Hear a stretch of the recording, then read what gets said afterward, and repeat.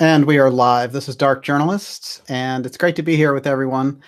We have a special report tonight on the JFK Assassination Record release files that didn't get released because the CIA blocked it, and Trump gave them the okay after they came up with a really miserable excuse, which is that they needed more time to review the places and methods involved, and that they thought it was hazardous because of the information that was in there relating to current agents. Well, I'll tell you, the event took place 55 years ago. So how many current agents in the field are you going to have who were working 55 years ago during the JFK assassination that would somehow pop up in those records? And of course, you can always fudge a name or whatever and release the documents. So those are really bad excuses, and it's a really terrible decision by President Trump, but very telling, I think, and we need to get into it because I think it represents a shift on a few levels. I want to say right off the bat, it's great to have everyone here. This special live broadcast, and I'm joined by Olivia. Hi, everyone.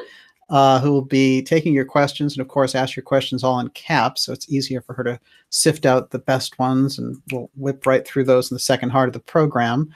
We're not going to have a guest on the show tonight because I have too much information just to lay out based on what took place today, and we are still doing our X show tomorrow night, Friday night at 7 p.m., and that'll be X number 8. So I'm looking forward to all of you joining us then. A couple of things I want to get into right away, and they certainly, they're disturbing on a couple of levels, and I want to have this ready right in front of me as I read it to you. So just bear with me for a second.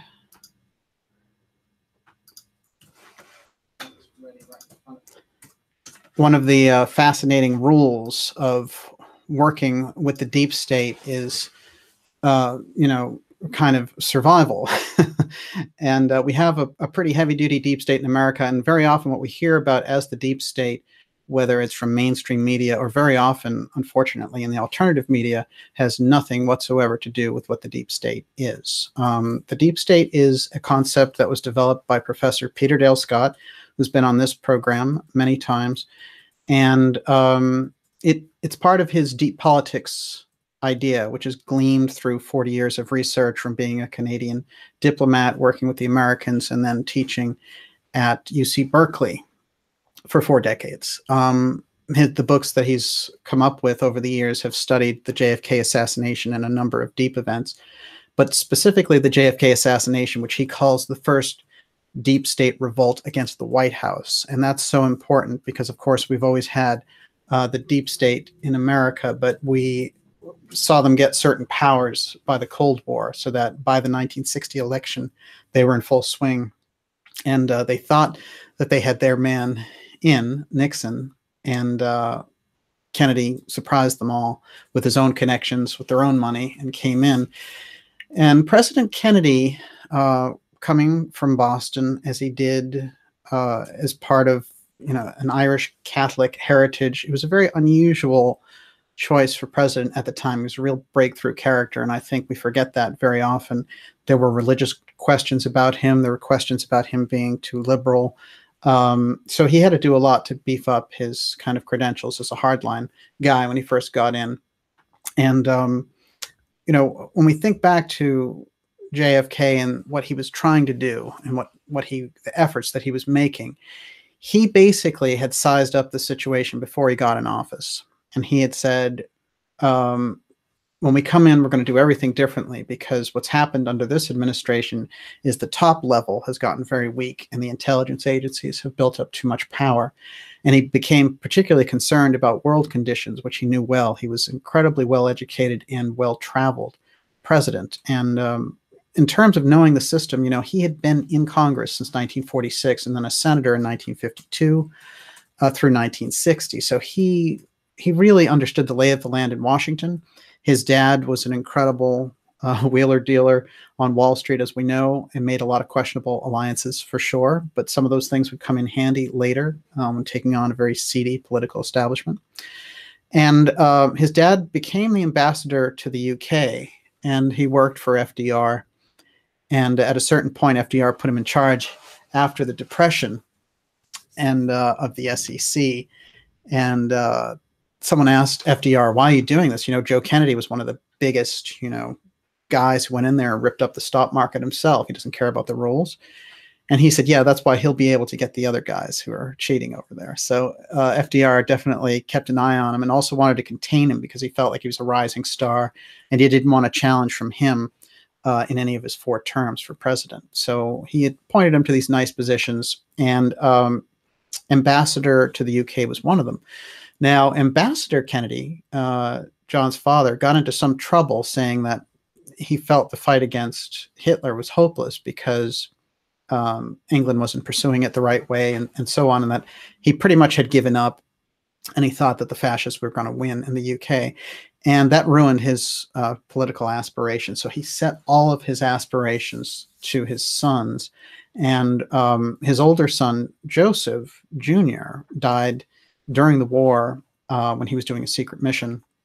And there's a lot of questions even about that right very early on they were targeting the Kennedys because they saw this political dynasty in the making, and they didn't like where it was going because these were very independent thinkers who had their own connections and their own foundations, and they were new money as far as it went.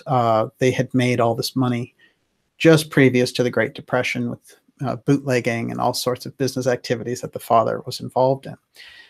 So John F. Kennedy, though, had a great ethic as far as service was concerned, and RFK, working with him when he got in the White House, they were determined to kind of clean up the scene and put America on a totally different course. And they saw themselves as the new frontier.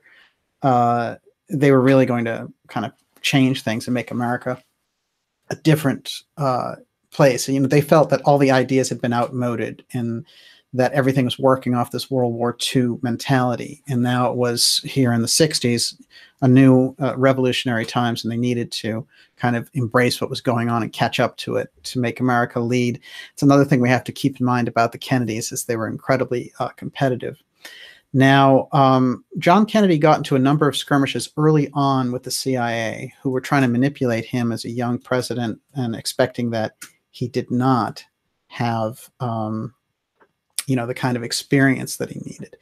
And he didn't have the, ability to read through what they were talking about because the CIA was up to so many different things in different parts of the world. And Kennedy actually was catching them doing things and saying, you have to clear that with the president first. So it was a completely different level of engagement as opposed to Eisenhower, who had initially trusted the CIA implicitly to do things for him. And they had done a number of things behind his back, including when he had a stroke right in the middle of his presidency there. So during those months that Nixon took over, a number of things were accomplished by the CIA because they had a very young Nixon on their hand who they knew how to manipulate, and Eisenhower was temporarily out of the picture, and they took the most advantage of it, including moving a lot of that exotic technology files out of government hands and into corporate hands. But we'll go into that on a different show. But for these purposes, we have to understand that JFK was basically onto them. And as recounted by his biographer, Arthur Schlesinger, he said, my goal is going to, after seeing all the things that the CIA was up to, and that he would send down orders and that they would disobey him. And he felt like they were just this rogue government on their own. He said, well, what I'm going to do is I'm going to return the powers of the CIA to the military where they belong. And the CIA can do intelligence gathering. That's it. They're not going to be in charge of covert activity. This is crucial. They were never assigned to do that type of activity. And there's a weird slip of how they got into that. And once they got into it, it seemed like they were just unstoppable. But in any case, he said, what I'm going to do is smash the CIA into 1,000 pieces and scatter it to the winds. So this was his attitude going in and taking on these people. And they took note of it, and they tried a number of diversion techniques to take him down in certain areas, trying to prove that he wasn't tough enough on defense, and that he wasn't dealing with the Soviets tough enough. And, nothing short of a nuclear war was enough for those guys. But they were all very financially oriented because Allen Dulles, let's remember, who was the chief of the CIA Director from 53 to 61, which is when Kennedy fired him, he came out of Wall Street. You know, this isn't like this guy had some great military background and they assigned him because of his great intelligence capability. He was a Wall Street lawyer who, in fact, had been busted along with Prescott Bush working with Union Bank. And Prescott was actually the president of the bank. And they were fronting for Fritz Thyssen, which was an incredible German industrialist who'd supported Hitler, and he was a steel magnate. And Bush continued to manage his money and try to get around it, and the number of deals that were going on there. And FDR seized the bank. He was like, "You're trading with the enemy. You know, it's already 1942. We're raging here with the Nazis, and you're continuing to work their money through American banks." And they were going to prosecute him, but I've tried to figure out why they didn't. And Jim Mars, actually, in one of my conversations with him, told me that Prescott Bush was in charge of the USO, and that it would have looked bad for morale if they had, you know, said, "Hey, look, he's a Nazi, he's collaborating with Nazis, and he created the USO." So they decided to let him off with a warning. But Dulles was involved in that whole thing. And of course, his brother was Secretary of State John Foster Dulles. So the Dulles brothers, unbelievable chessboard that they were working. And through a number of CIA actions in Iran and in Central America, they were experts at overthrowing countries. They were experts at propaganda. But at a certain point, they decided to take these techniques that they had used to win foreign elections and remove governments that they felt were hostile to the United States. And they began to use those techniques here. And this is where the real schism with Kennedy came up, because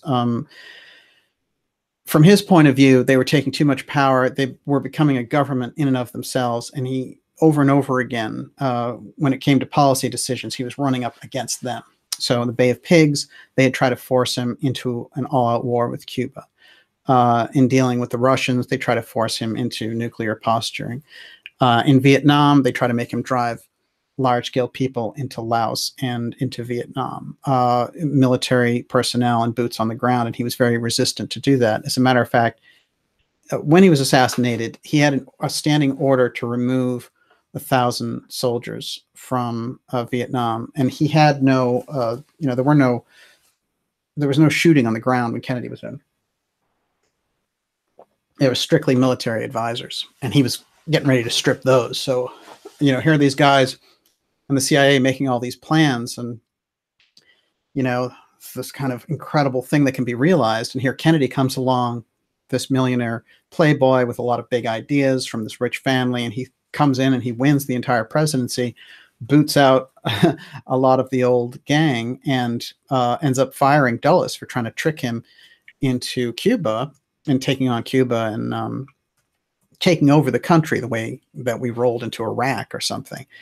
And Kennedy said, well, they're going to second guess me into World War III. It's not going to happen. And so he fired him, and he fired his deputy, who was Charles Cabell. And Cabell's brother was the mayor of Dallas, who was also a CIA asset. That's something that came out in the last run of the JFK records.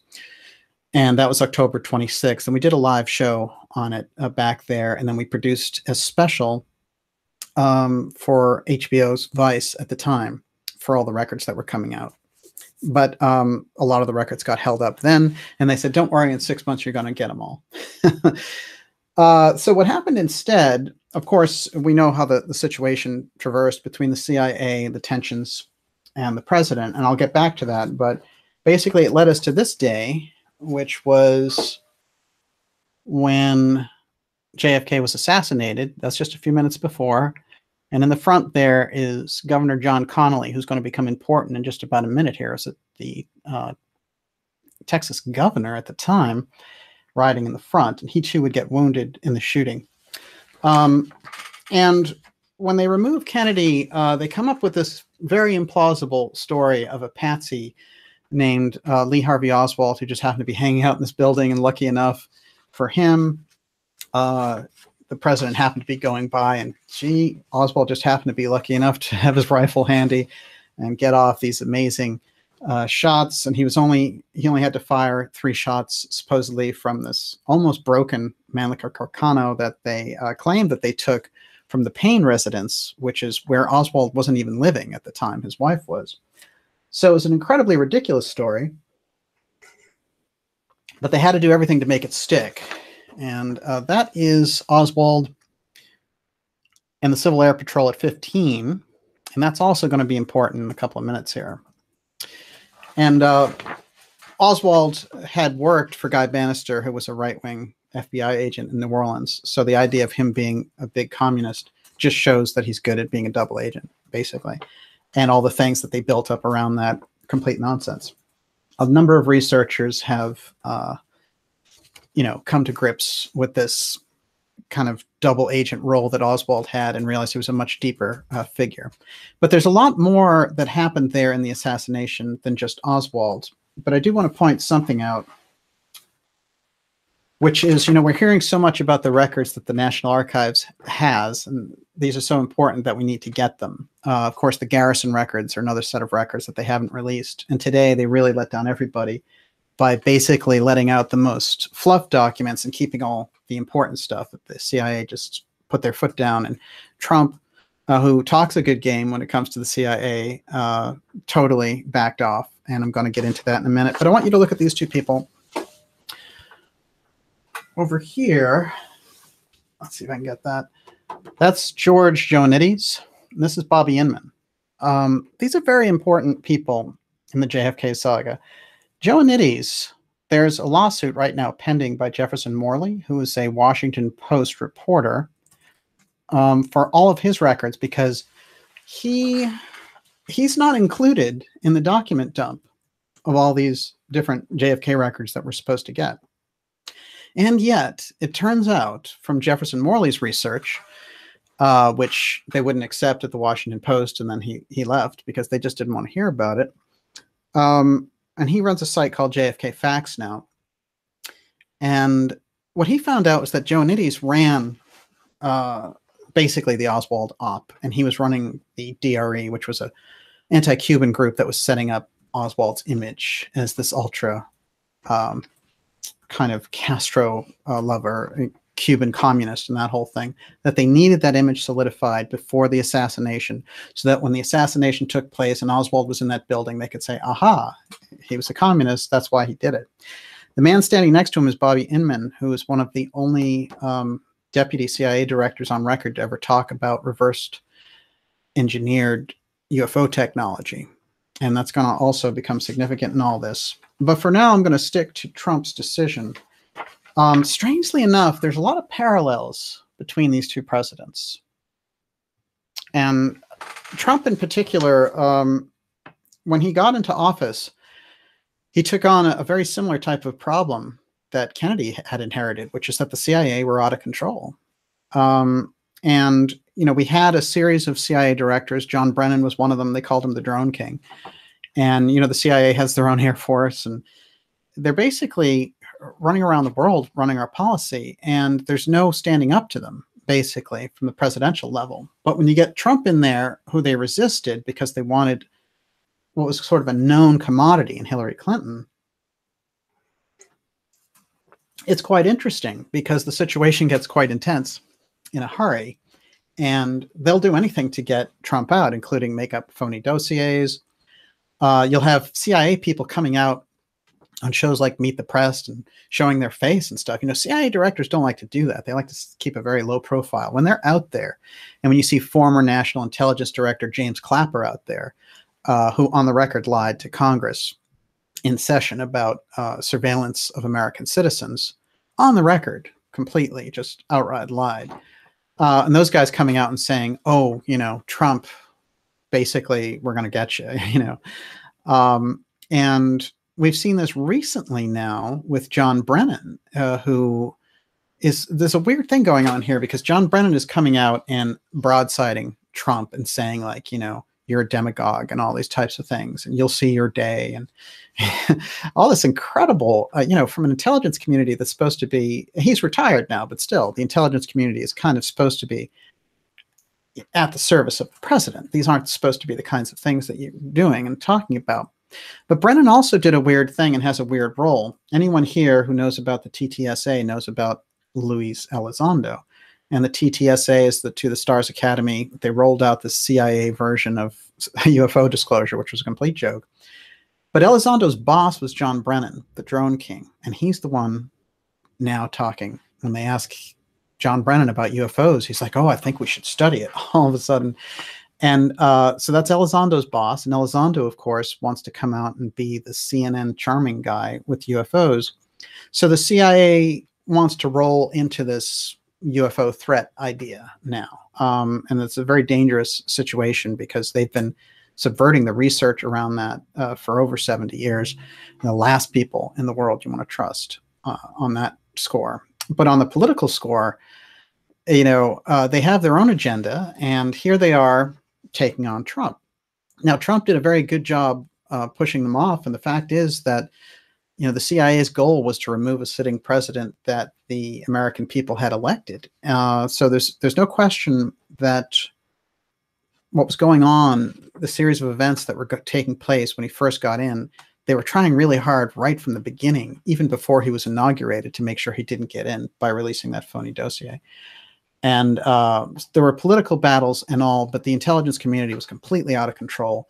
And frankly, the minute Trump got in, he should have ordered a huge house cleaning over there. And instead, we got a situation where now we have Trump acting more and more in an opportunist fashion, which means, you know, were they threatening him with this phony Mueller probe with Russia?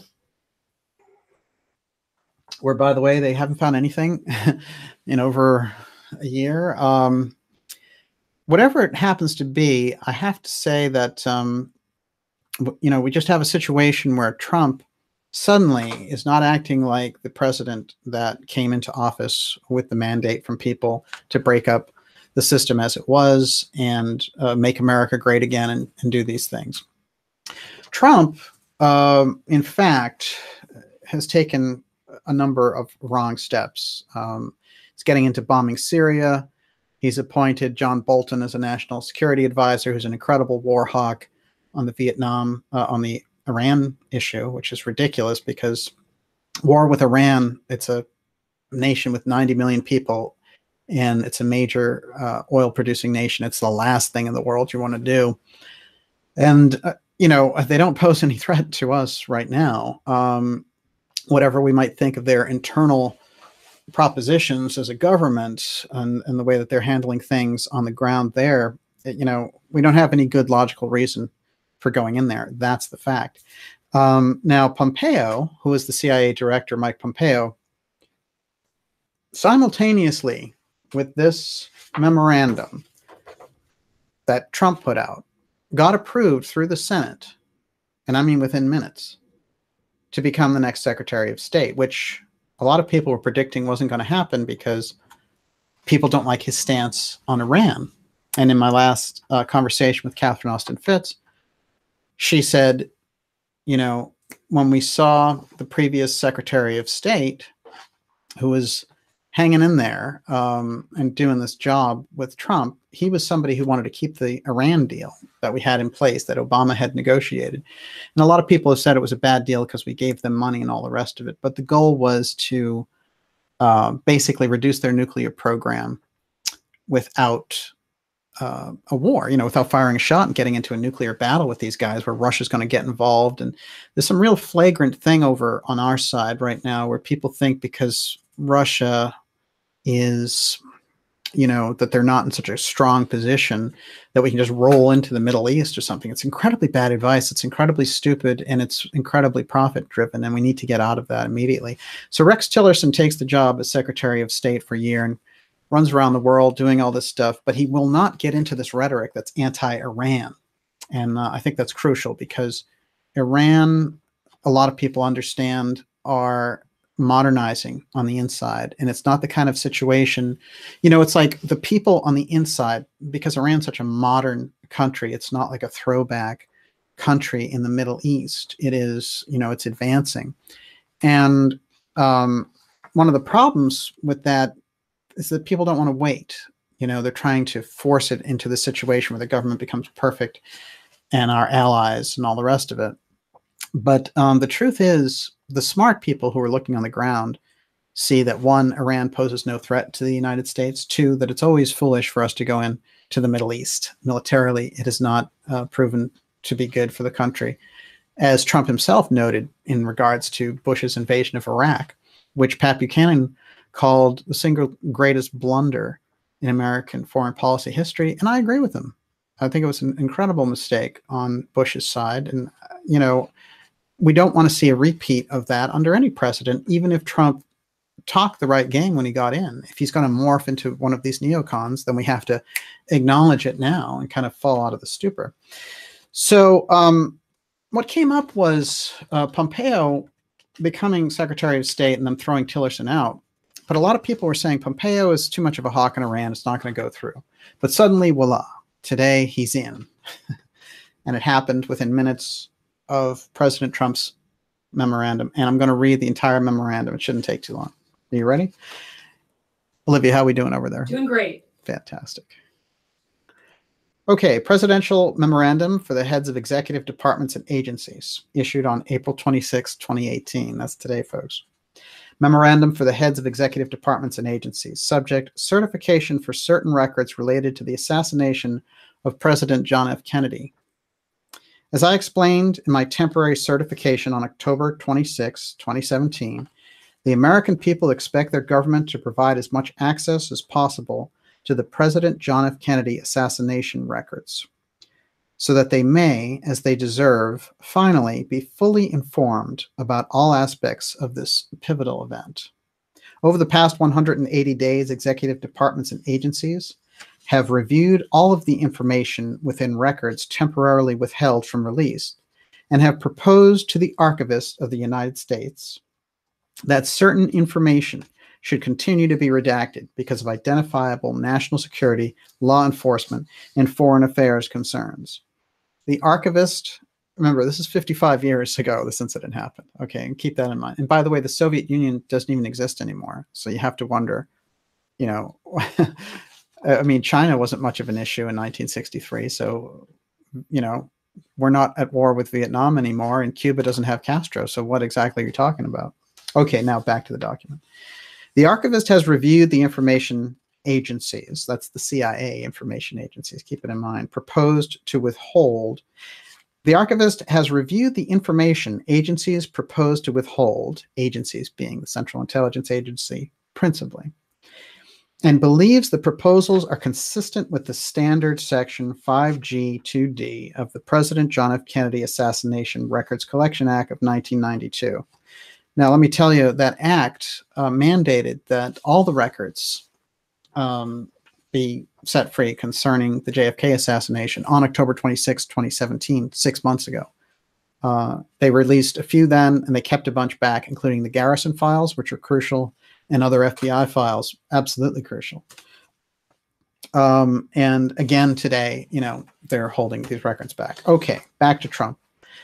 I agree with the archivist's recommendation that the continued withholdings are necessary to protect against identifiable harm to national security. Again, 55 years ago, Soviet Union no longer exists.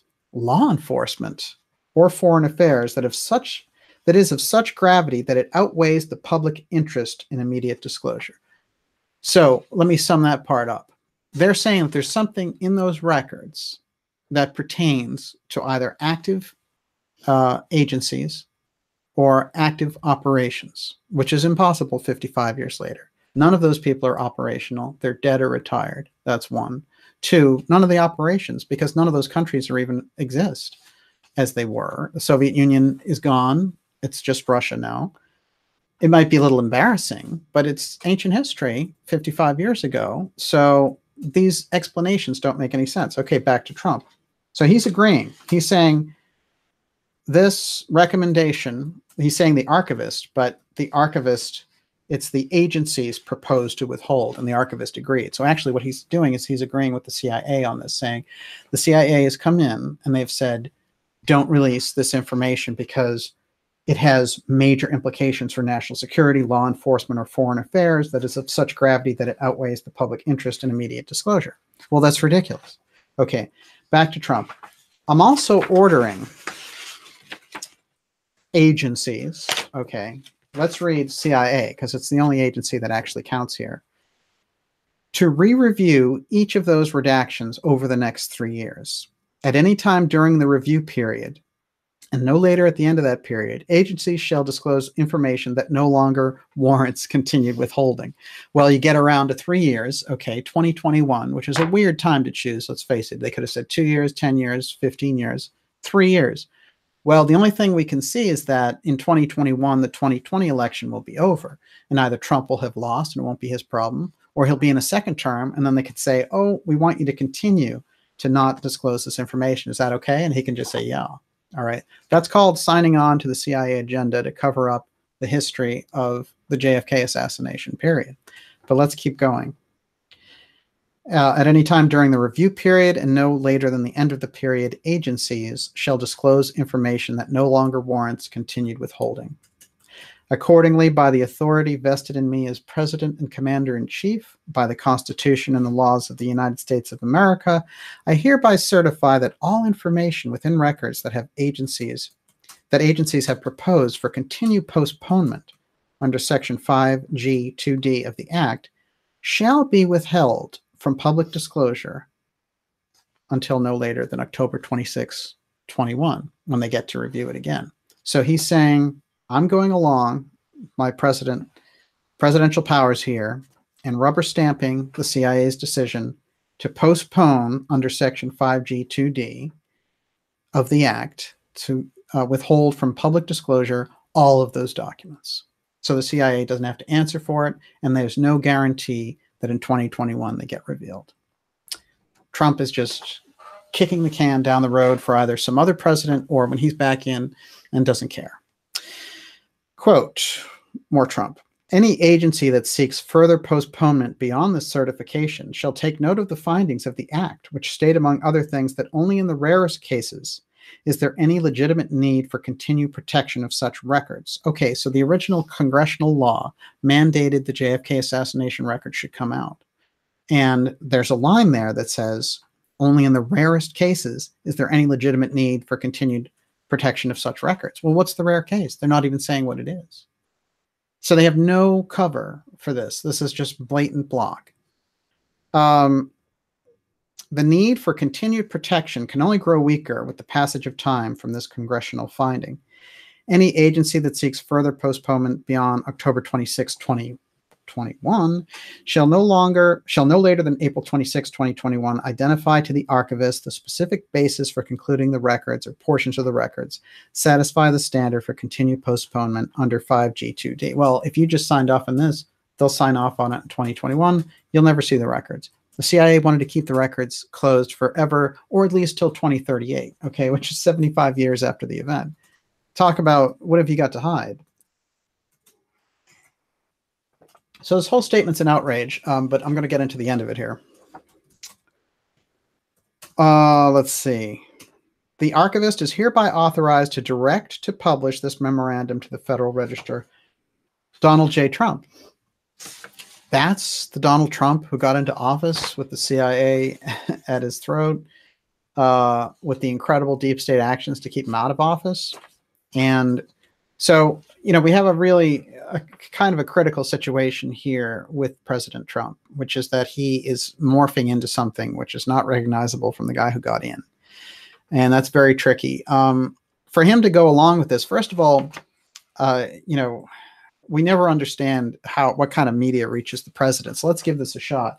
If I were to give the president a little bit of advice, I would say this. One, the CIA is trying to remove you from the presidency. Let's start with that. Two, satisfying them is not going to stop them from doing that. What you should do is expose them. Now, if you expose them and the hanky-panky that they were pulling, the deep state operations around the JFK assassination and then the efforts to cover it up, then they won't have the political clout to turn the screws on you and your presidency and turn you into the biggest hawk since George W. Bush. So the last thing in the world you want to do is give them the ability to, and thinking that's kind of like a chess move or whatever. One thing that I think is truly absurd here is we have to recognize that something is happening, which is people who agree with and put Trump in office. And I've been very supportive of getting someone in office who was not part of that deep state, who was not part of the Clinton-Bush machine, who was not deep on the intelligence side, was not a creation of the Central Intelligence Agencies, as many of the presidents have become. But I have to say that what we're looking at with Trump at this point is there's a lot of people out there who just think, oh, Trump is a white hat and he's doing all these things and all the rest of it. And they're throwing around these ridiculous terms. By the way, white hat doesn't mean anything. Neither does black hat. Those are stupid determinations, as are the good guys and the bad guys. What you have is one set of the deep state, and then you have maybe progressive people in the public state. But on the covert side, you can't see who they are. So for you to determine one person is a white hat or not is ridiculous. So we have over and over again these people reporting on these situations who just don't understand. And the alternative spin on this is as bad as the mainstream spin. So let me give everyone a little bit of a way to look at this. First of all, when a president bombs another country, as Trump bombed Syria, that's not 4D chess.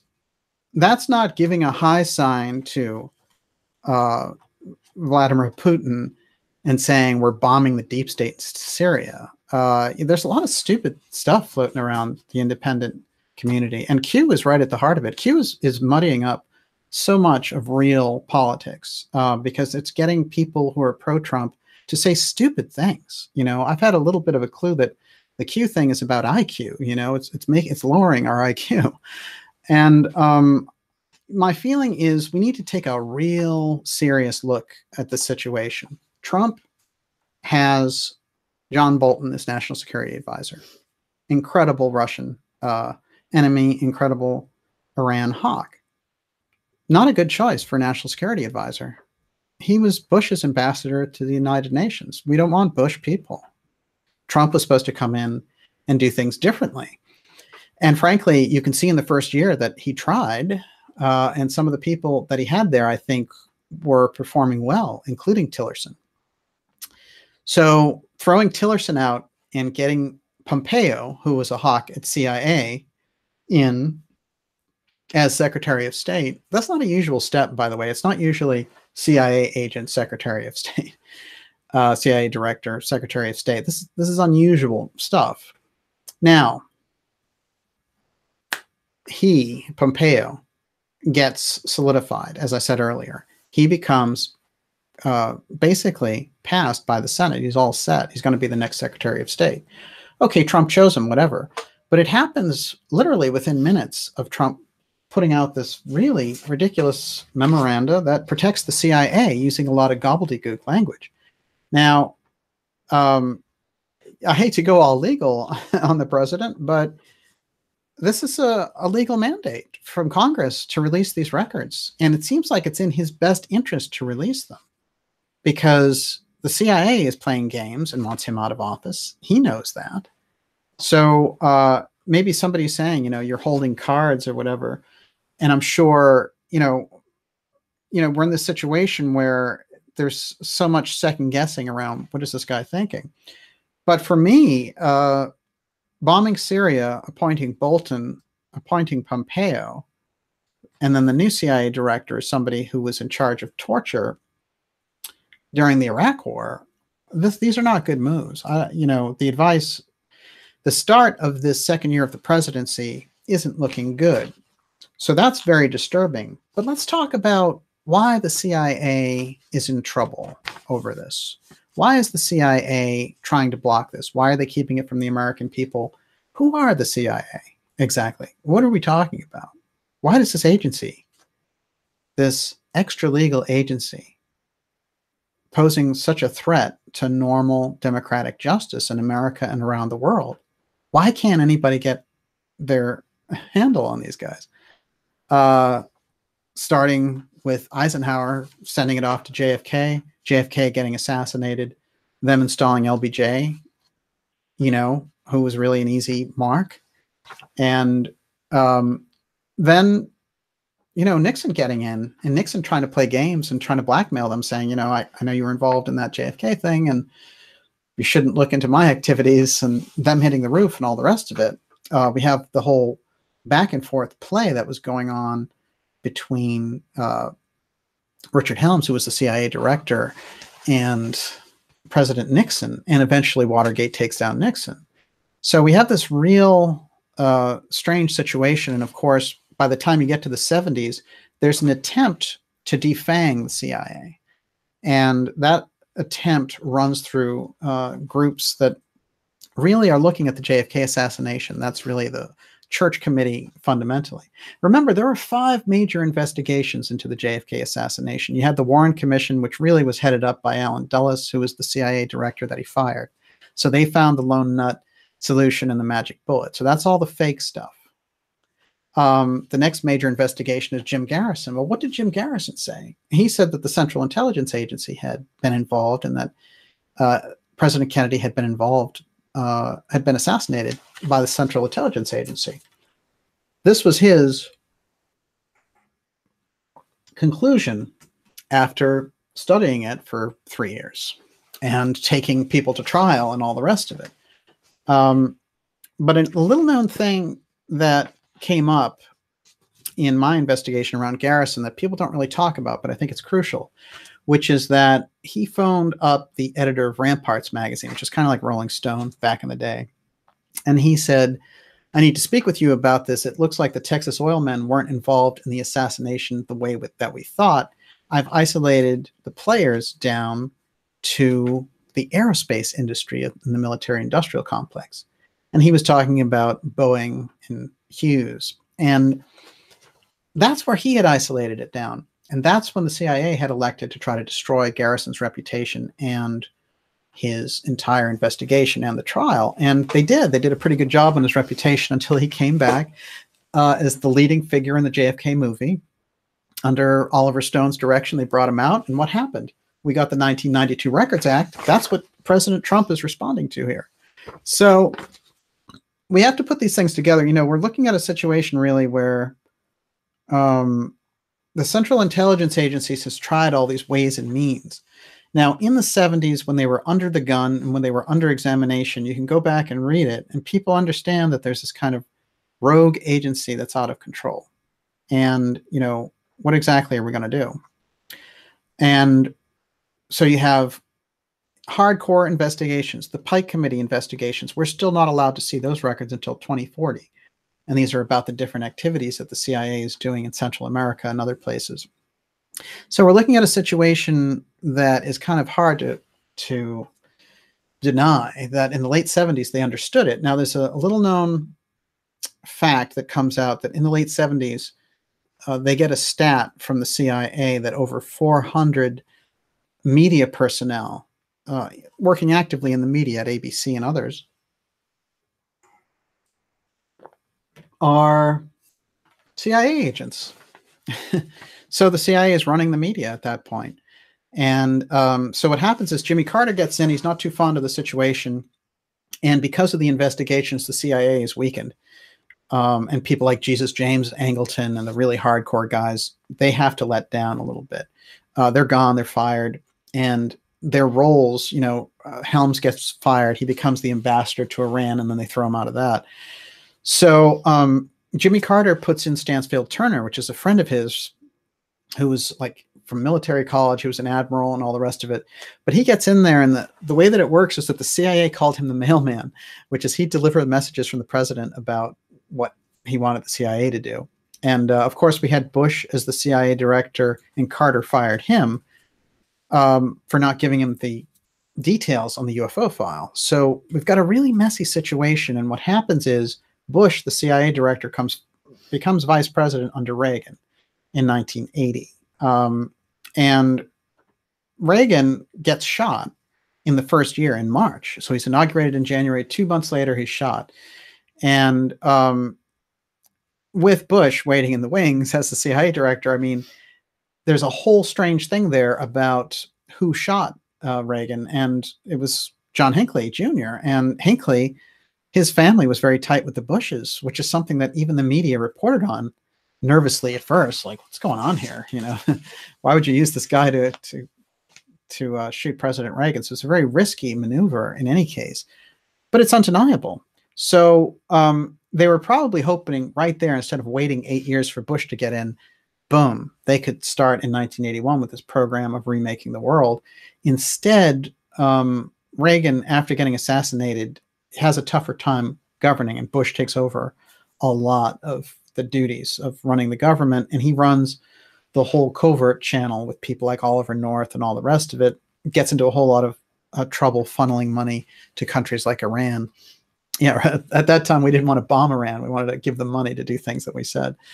So it's a very tricky situation. And then what happens? America, you know, we elect Bush in '88, and he takes over. You know, he's the CIA agent who could, and he becomes president. And then we get Clinton in that whole period, in what they call the rape of Russia, where the Soviet Union falls, and instead of us cutting our defense spending or whatever, now, you know, we're spending more than ever on defense, and it doesn't make any sense, because even at the height of the Cold War, it wasn't as big of a percentage of our outlay as it is now. You know, the world has $1.1 trillion in defense spending, and we're over 700 billion of that. So the situation is definitely out of whack, but at the heart of it is this agency operating in so many different fields, operating in entertainment, operating in the political circles, and taking too much power.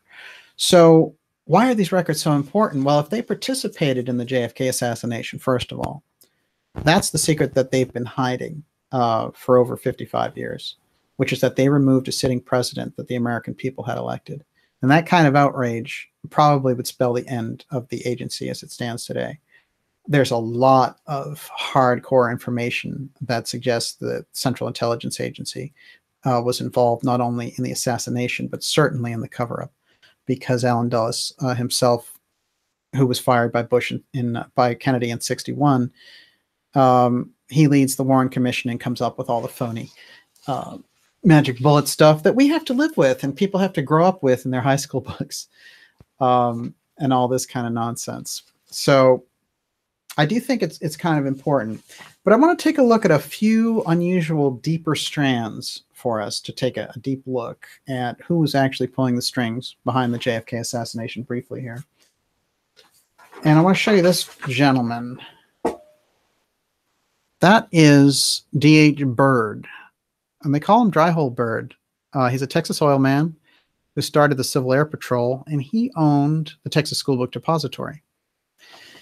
Now, the Texas School Book Depository is where the shots were presumably fired from, and they were employing Lee Harvey Oswald, who we looked at earlier. Now, the picture I showed earlier of Lee Harvey Oswald was him in the Civil Air Patrol, which was founded by our friend here, who is also the owner of the Texas School Book Depository and a major fundraiser for LBJ. Now, it just so happens, as the limousine turns that corner, that the shots are attributed to the Texas School Book Depository. In fact, most of the shots came from other directions, and we know there may have been as many as 11 shots fired. And the official story is 3, and two hit, 1 miss, and you know, 1 bullet caused 7 wounds, and all the nonsense that they had about that. So they came up with this crazy excuse, and they made the public buy it, but no one really ever bought it. As a matter of fact, the most recent poll on it is that 72% of Americans don't believe the official story. So they failed in that sense, which is the mind job failed on it. But nonetheless, the wheels of the deep state roll on. But they probably do feel that it's an Achilles heel for them. So anytime major records are up for coming out, anything that will reveal their position.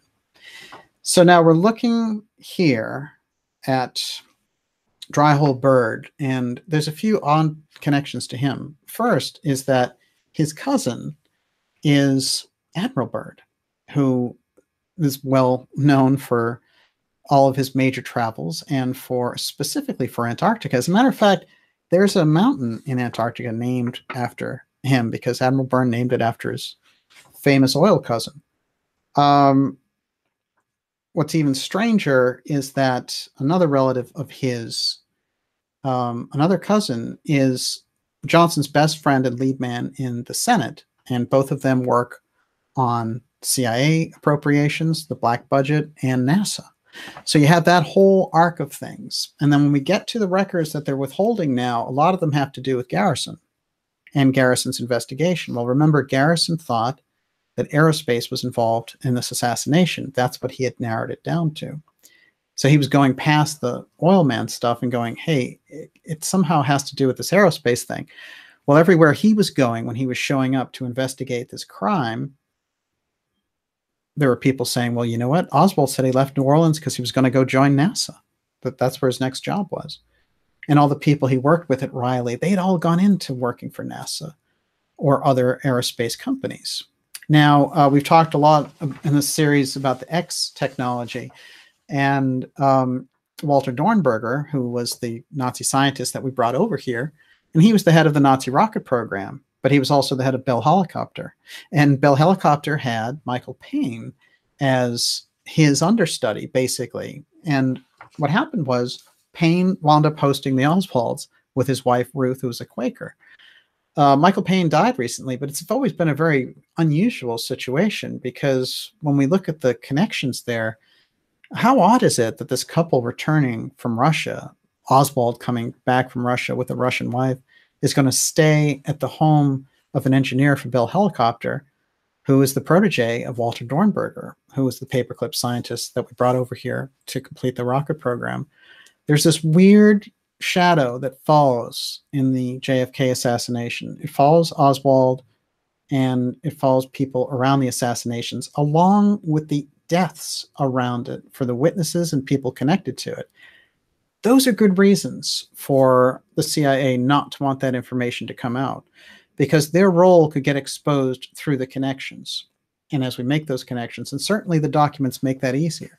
Now, I'm not saying that I think that those documents contain something that says we have evidence, and it's going to instantly clear up the entire situation. But the thing is, if there's enough evidence in there, if there are enough links in there with the investigators on the ground, I mean, even in the stuff that I've uncovered, since I did my documentary, Agent Oswald, 4 years ago, just in that period of time, even the connection to Admiral Byrd and Dryhold Byrd owning the Texas School Book Depository is very unusual. And also the work that Peter Dale Scott has done on the JFK assassination. Relating to this, you can see with a little more information, they can close the circuit. They don't need the government to tell them what happened. They'll be able to close the circuit themselves. And don't get me wrong, in so many cases, they pretty much can. But withholding those records creates a barrier. It creates a schizophrenic situation, just like the secrecy around the UFO file, in my opinion. So I think we're looking at a situation where the JFK records are being held back. And we have to take a look at it and say, why are they holding it back? I mean, we're talking from a very informed level, you and I, because we've looked into these things and because we've done shows on them and we've had the best experts on them. We've had the best minds look at them. And in the case of Professor Scott, he's worked on it for over 50 years. We have the benefit of what he came up with in looking at this. But the average person, just looking at it, there's still the wall of secrecy going on there in relation to a crime that was committed 55 years ago. And removing a president of the United States, it's one thing to assassinate a political leader. And when JFK's brother was assassinated, to assassinate a senator who was running for president, which we all also know was incredibly sketchy situation. And certainly we never got the right answers on that either, including the fact that mind control was used on the assassin.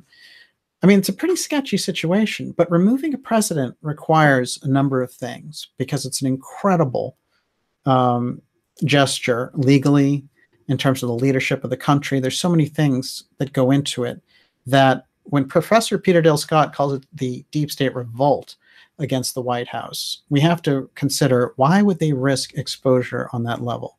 What is the true reasoning behind them taking John F. Kennedy out?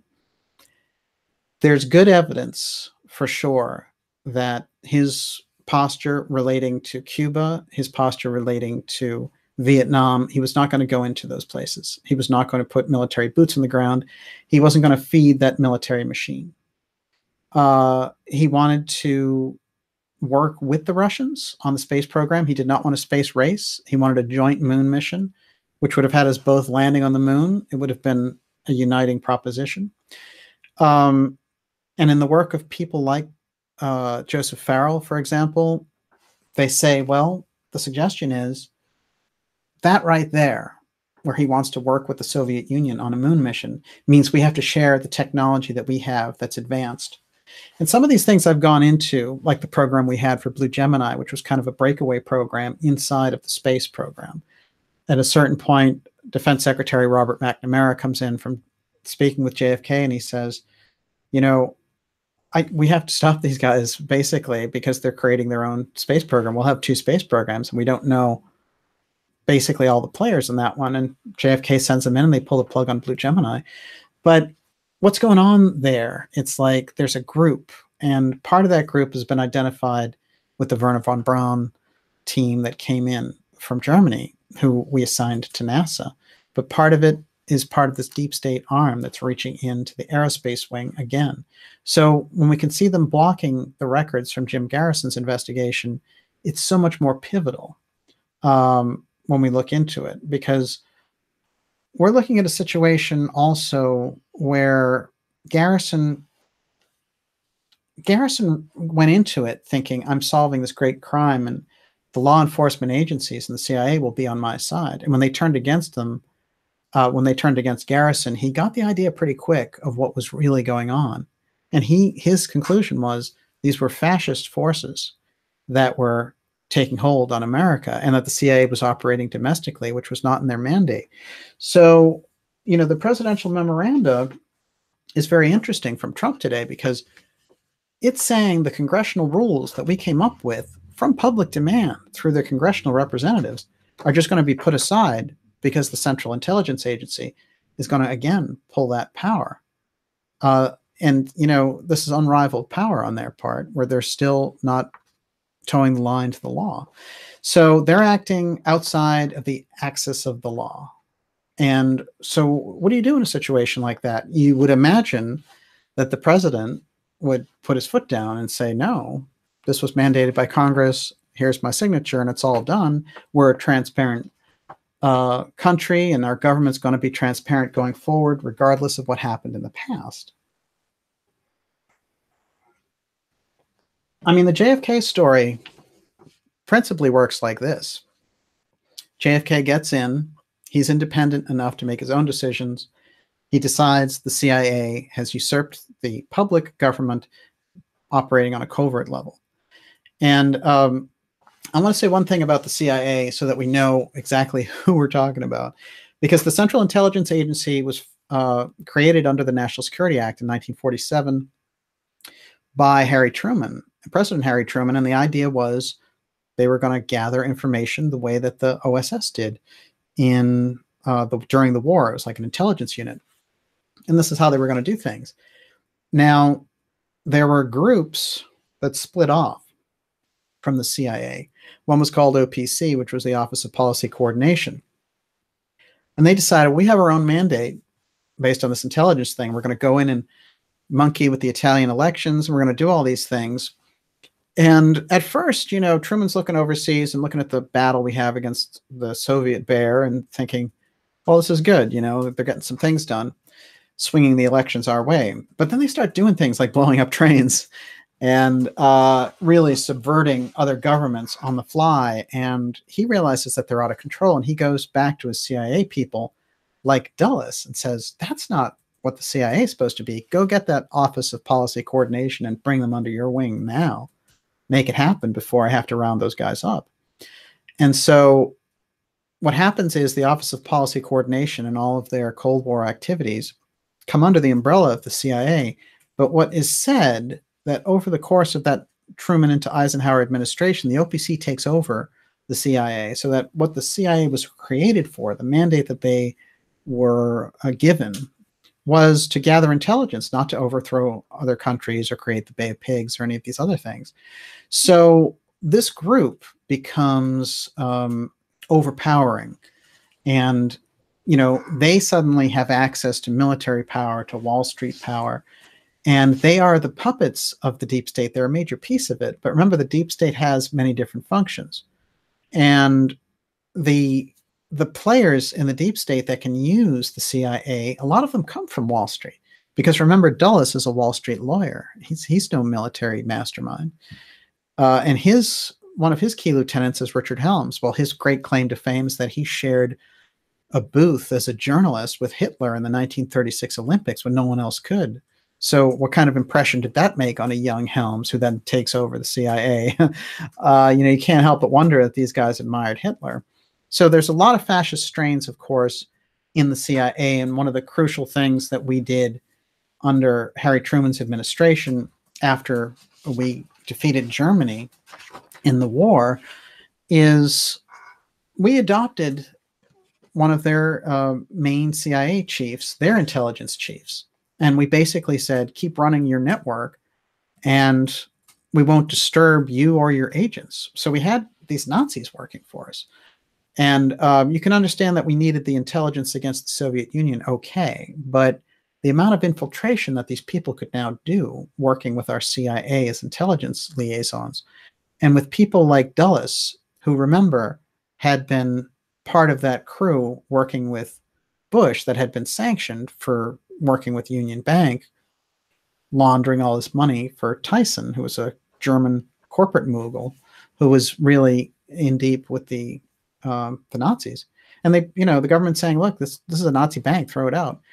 So we got a weird strain of power there. But what happens is, instead of getting the Kennedy dynasty through this whole period, we get the Bush dynasty.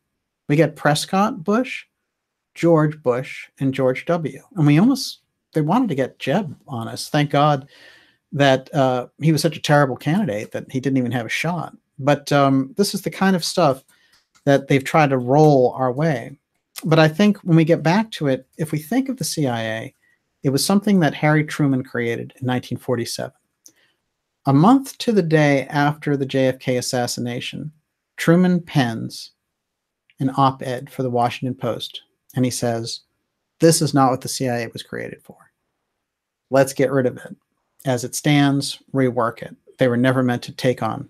Now, a lot of people say he was inspired to do that because he felt the CIA had taken JFK out of the picture. And he was really nervous. He was really concerned about what was happening to the country. And he just felt like they were running beyond their mandate. I mean, they're running the whole government, and then here they are taking out their leader. So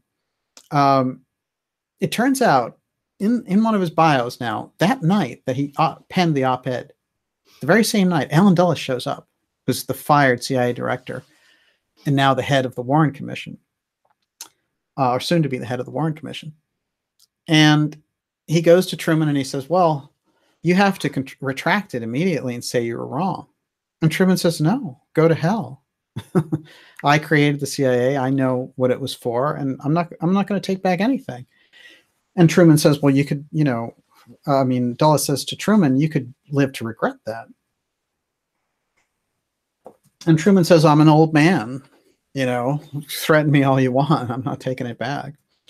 So what happens is Dulles comes back and says, he's talking at an editorial function about 2 months later, and he says, Truman is feeble now. The age has caught up with him. He was just crazy. That was just an act of craziness. And he actually didn't even say that. He wanted to retract it, but he was too senile to do it. This is the kind of dance that was going on because they were smacking at the power base, and these people and this thing that the CIA and the deep state represents, we don't get to see the whole thing. I will tell you that I've looked deeply, and it seems to me that people like Garrison, people like Peter Dale Scott, even John F. Kennedy, they get to this point, they get right up against it, and they're like, what is this thing? It is money laundering. It's running drugs. It is creating an aerospace connection on its own. It's got these worldwide connections, and it's infiltrating the heart of our government. So it seems to me that when they make moves against it, and when things happen, that element retreats and it lets the regular players take the heat. So that when you had the Church Committee hearings, when you had the JFK Assassination Record Review Board, the ARRB. The people who come forward, they have to take the heat. They fire them. Jesus James Angleton's out of there. Richard Helms is out of there. And they do kind of a cleaning house. But one of the things that Professor Scott informed me of was something called the Safari Club, which was a group of international arms smugglers and producers. And a lot of these guys would show up in different various activities throughout the 70s, 80s, and 90s around assassinations, political coups, and all the rest of it. And Richard Helms, was part of this group, our retired, fired by Nixon CIA director, and a lot of other out-of-work CIA agents. They were good at doing all this covert stuff. So the Safari Club hangs out during the Carter administration as a kind of unofficial CIA offshore waiting to get back into power. And when Reagan gets in, they've got Bush's VP. They try to shoot Reagan, and Bush takes on much more authority. They get William Casey in there, who's one of the most diabolical CIA directors. And what do? We play shoot it up in Nicaragua and El Salvador. And, we get into a number of situations in those countries, and we're back to the old CIA infiltration. And of course, this happens throughout time. And by the time we get to Afghanistan and Iraq, it's carte blanche CIA activity. And they become incredibly good with the whole drone warfare thing. And now the big danger is we see the CIA muscling into the whole UFO story, and they're still holding back information about a president that was assassinated 55 years ago. And now we have to say to ourselves, why does the current president, who has really taken the sting of the CIA, who they try to block from getting in the first place, why is he protecting them? So we're in a very strange situation, I would say. And we need to kind of, in the grand scheme of things, I think we need to improve the way that we're looking at the situation on the ground. I don't see, in the mainstream media, it's all whitewash. And in the alternative media, I'm seeing a really bizarro kind of like Q. It's like people on drugs with readings from Q. By the way, Q is they're posting on 4chan, which is predominantly a pornography site. So you have all these Christians and people saluting, like the white hats who are for Trump. And you have an anonymous poster on a porn site directing your movement. I mean, what is going on there? Get back to your hardcore values and do something good for the country. Don't be swayed by some anonymous poster somewhere. Do your own thinking. And I think that a lot of that has been to soften people up so that when things happen, like when Trump bombed Syria, somebody can say, oh, don't worry, it's 4D chess. Trust us. It's not 4D chess.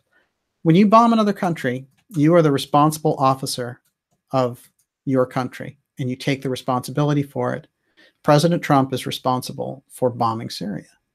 And if that turns into a firing war with the Soviets, with the Russians, then we're going to be in a shooting war, which could lead to World War III. It's a terrible idea.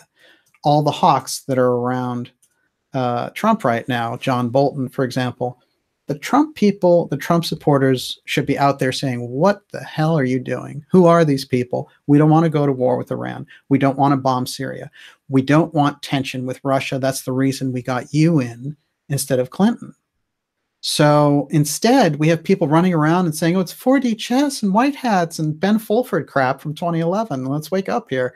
What is that stuff? If you hear people talking about that, slap them silly and wake them up, because it's junk. This is junk that got peddled by Ben Fulford in 2011 about cabal arrests. None of that stuff ever happens. And anytime anything happens around the world, they claim success.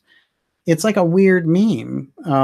And I think what is important is, if we're to get a logical look at what's going on in the country, we have to take a deep look and say that the Central Intelligence Agency has gotten a lot of leverage, and the deep state forced President Trump to stand down on the JFK records, which would have given him great leverage to deal with them.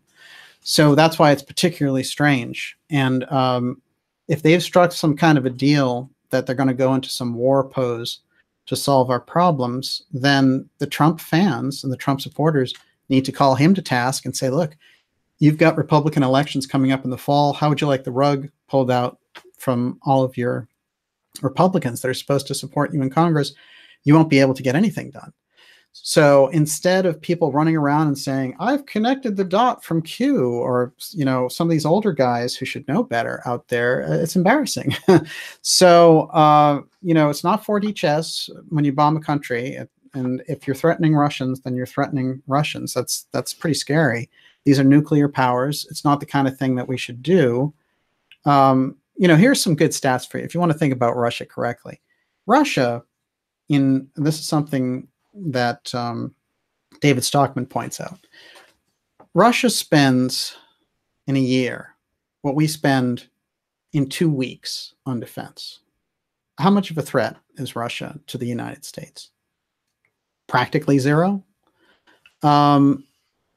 Now, Russia also, their economy basically is contained for us within the city of Manhattan. Okay, so why are we portraying them as this huge worldwide force that needs to be fought against, and everyone's a collaborator? And, you know, the media was like fake news, and alternative media is hooked up with the Kremlin and all this BS. And those were liberals who were doing like a 50s type McCarthyite scare. You have to wonder about the amount of brainwashing that's going on and the desperate moves. I mean, how do these people even call themselves on the liberal left anymore? I don't see it. If they want war with, you know, they're only happy when Trump bombs Syria, or they want war with Russia. By the way, Russia has a Satan II nuclear missile now, okay? None of this stuff is fun on either side. To me, it's going to not very good place. I say we take this Kennedy block, the records block on the Kennedy thing, and use it as a rallying cry to wake up and say, on the political end of things, let's look at this for real. And the Trump supporters need to say to Trump, we don't think it's 4D chess, and we don't want you bombing Syria. Don't do it. If you want to talk to Putin, don't let the CIA block you. That's a deep state move, because they know that Russia won't accept GMOs. There's a lot of different things there. And in Iran's case, you know, they want to break away with their own currency. They don't want to be paid. They don't want to be under that system. They'll never fall into the digital currency system. They'll never get a worldwide grid without Russia and Iran in that system. Some of the encouraging moves that we've seen in relation to North Korea and all the rest of it, you know, that stuff's terrific. I wish they would do more of that. But can we practice that on the other side of the pond also? You know, I think that we're in a real interesting situation with this. But I always say that the pivotal point in American history is the JFK assassination, because it takes the covert power, the covert side, and puts them on top. And the public power is subservient to this covert machine, and it runs on their policies. And from there out, what did they do? In moves like Watergate, in moves like Iran-Contra, the October surprise, the financial coup d'etat of 2008, they've been active, and we haven't been able to get our hands on who the actors are. And we have these concepts and these ideas. We understand what the deep state is from the work of Peter Dale Scott. But like I said, that's a very technical, special term. And what it applies to is not former government officials or government officials who stay in past the administrations.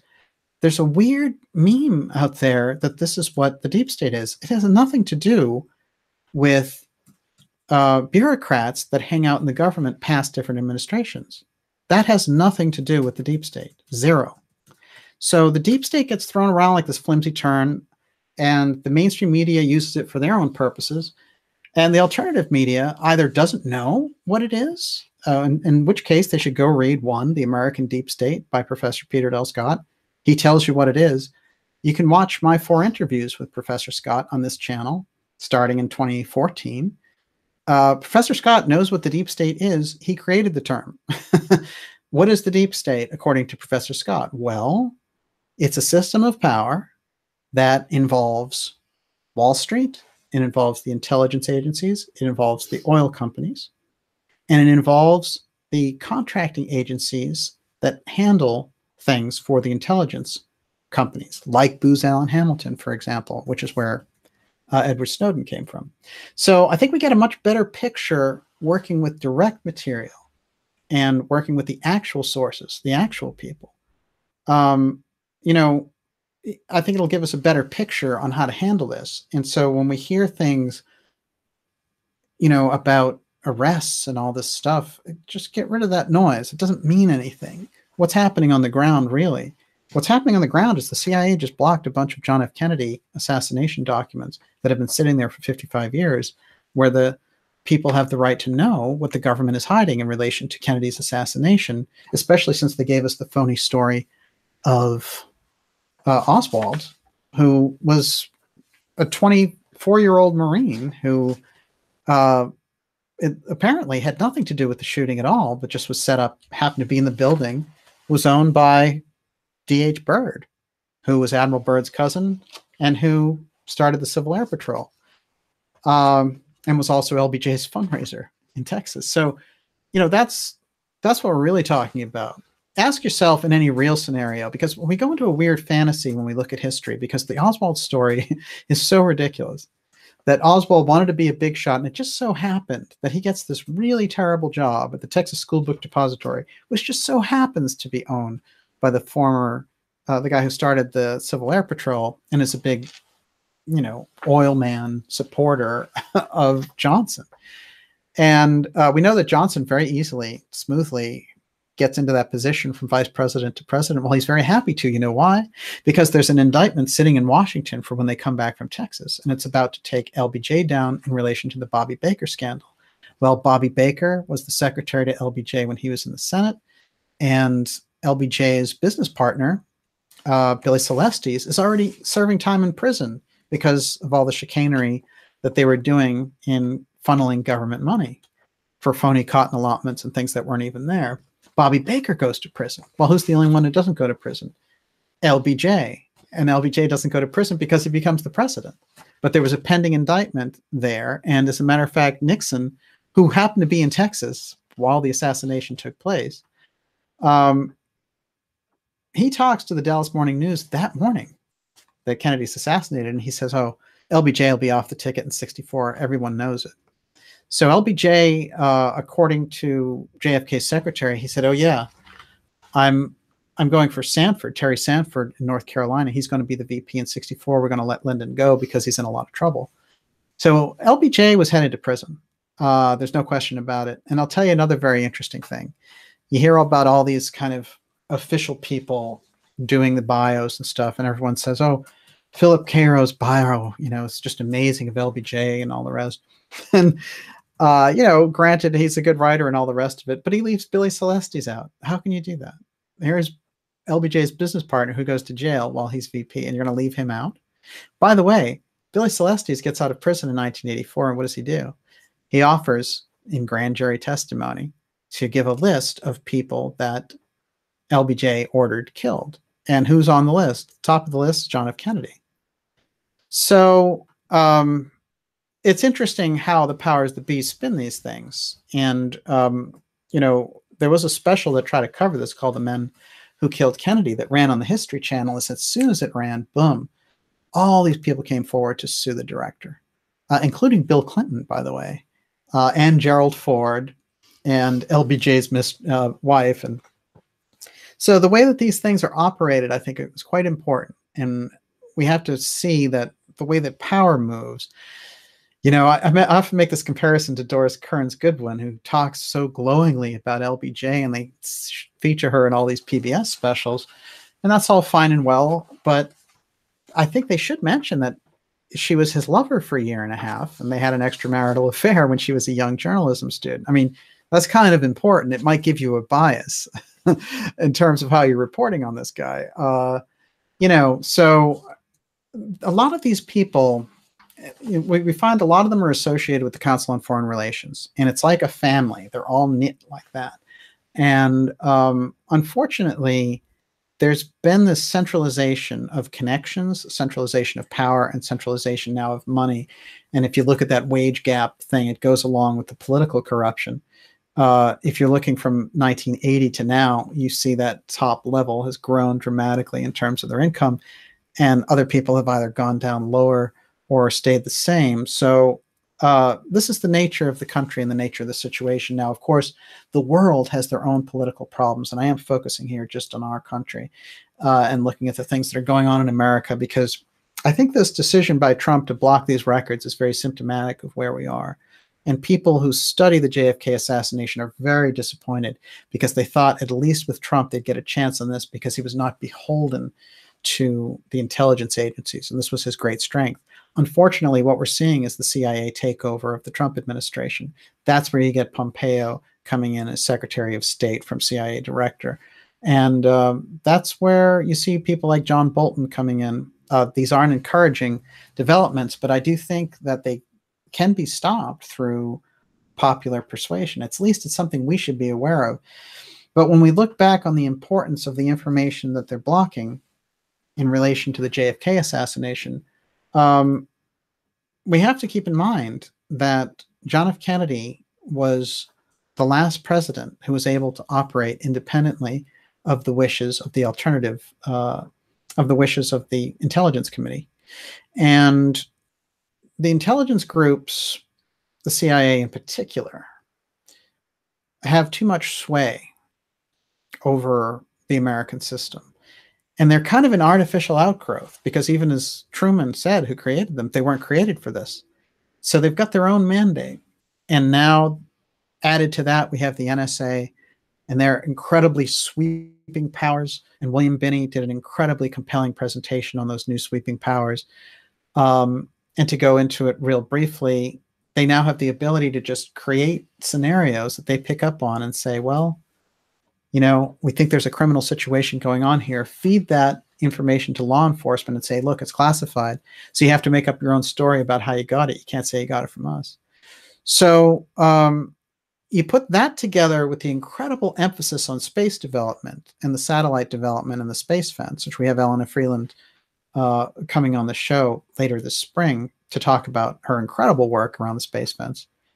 And what you're seeing is a real control grid that's going to cover the entire globe, and they're going to try to control all the activities on the ground. And it's a very dangerous situation. I don't think that it's something that will go down easily with the public.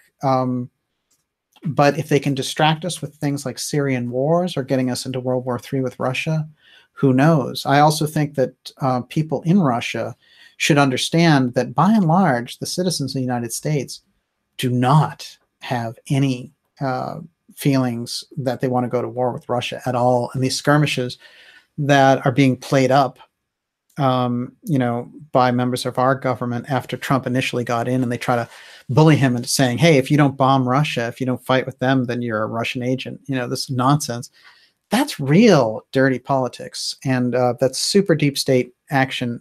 And I think it shows the fingerprints of intelligence on that. And we've seen these former directors just come out and savage Trump.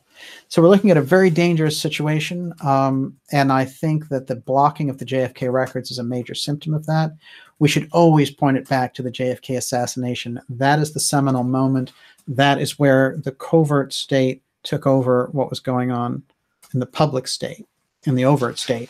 And so this is the nature of the situation that we're looking at. The best way to get us back to some kind of stasis, which is, I think, where Trump was heading when he got in, is to take more of that power back from those agencies and to, you know, kind of consolidate the power in the presidency and the Congress representing the public, with the public having the ability to pressure them. If we have these kind of runaway corporate groups running things, and, you know, like they're saying right now, we can't tell the difference between the CIA and Amazon, and then all these guys get together at Davos and have a latte discussing how they're going to downsize the population and consolidate power, and how they're going to robotize everything and get robotics going and automate the whole scene, and we'll have robot bartenders and driverless cars. It's not a very good looking future unless somebody like Trump has the courage to stand up and do something about it and move us towards a more human civilization. If we don't get that, then I think we're going to have a lot of problems, really. And I specifically am looking at the foreign policy team around Trump right now and the actions of blocking the JFK assassination records from coming out, and thinking to myself, this is pretty serious. And that's why we're doing this special report tonight. People who are familiar with the Dark Journalist show certainly understand that I've covered the JFK assassination from day one on this show. And what I can tell you about it is that it's the crucial, hardcore wall of secrecy piece, because the UFO piece, with the CIA moving into that and trying to covert, just adopt the UFO file using phony puppets like the TTSA organization to move out their guys like Elizondo, who, remember, is John Brennan, the Drone King's lieutenant. He's one of his guys. We can't forget where these people come from.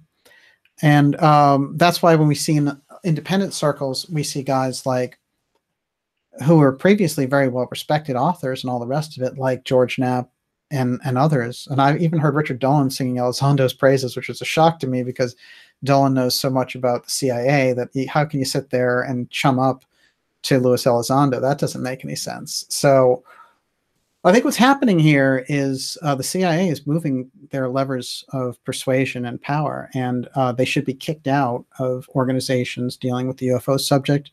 They shouldn't be allowed in because of their incredible track record of lying. Let's not forget the WMDs in Iraq, which cost us how many years and how much money and how many lives. So no, I think we're looking at the need of a real awareness campaign around the intelligence agencies and the impact they're having, and the fact that they're having this impact, this incredibly degenerate impact on the Trump administration in blocking the JFK records, I think can be kind of a rallying cry for us to all wake up around their influence right now. And with that, I will go to Olivia. And I know I had a lot on my mind tonight, but I'm really glad that we're all here together to work it out. And okay, so let's start. I didn't actually copy this question down, but someone was asking, sometimes do you get so angry that you want to cry? Isn't that interesting? Well, I try not to get angry, because I think that anger is something that can throw you off your center. So it's not my first choice to get angry, but I do understand the great temptation for anger in relation to these subjects. Great questions coming in right now. Yeah. So I'm going to ask it. Go for it. I don't know how to pronounce this. Max WLY. Oh, yes. Okay. I always call him Max Little. Go ahead. Okay. Well, how do we get rid of the deep state? I don't think you can get rid of the deep state. I think that you can push them back beyond their bounds into like some kind of coexistence. I think as long as you have out of control, unchecked power, that you'll be dealing with them, and you'll always have to keep an eye on them. It's kind of like saying, how do I get rid of sharks in the ocean? You can't do it, but you can organize a way not to get eaten by the sharks. And that's how I view the deep state. Count Roxo, since the US and Russia cooperate in space, do you think all geopolitical tension is fake news theater? Well, it's interesting. No is the answer. I do think, what's unusual, and Olivia and I were discussing this earlier about how there were all these major corporations, including IBM and others, supplying the Nazis with all these parts. And, we had these guys fighting like the Battle of the Bulge and all this, and we were selling the Nazis, metal for screws and hammers and all the rest of it, to make wheels for tanks. So these corporations make money no matter what, and with their allegiances, and they love war because they always make a profit. But in terms of real decisions and some of the real tensions that we see with the United States and Russia right now, they're incredibly dangerous. And the way that the alternative media, we already know the mainstream media is going to just tell us some lie about Russia being evil. But the alternative media has a responsibility not to use phony ploys like, oh, it's 4D chess. How cool is that? Putin and Trump are giving a high five behind the scenes. No, it's dangerous. When you bomb a country like Syria that has Russian personnel, you run the risk of bombing their stations and having World War III on your hands. Wake up, kids. So I think it's very important that the independent alternative side wake up, or people will leave them behind too and say, well, you know what? You were in your own weird fantasy about Trump playing 4D chess, and now we're in World War III.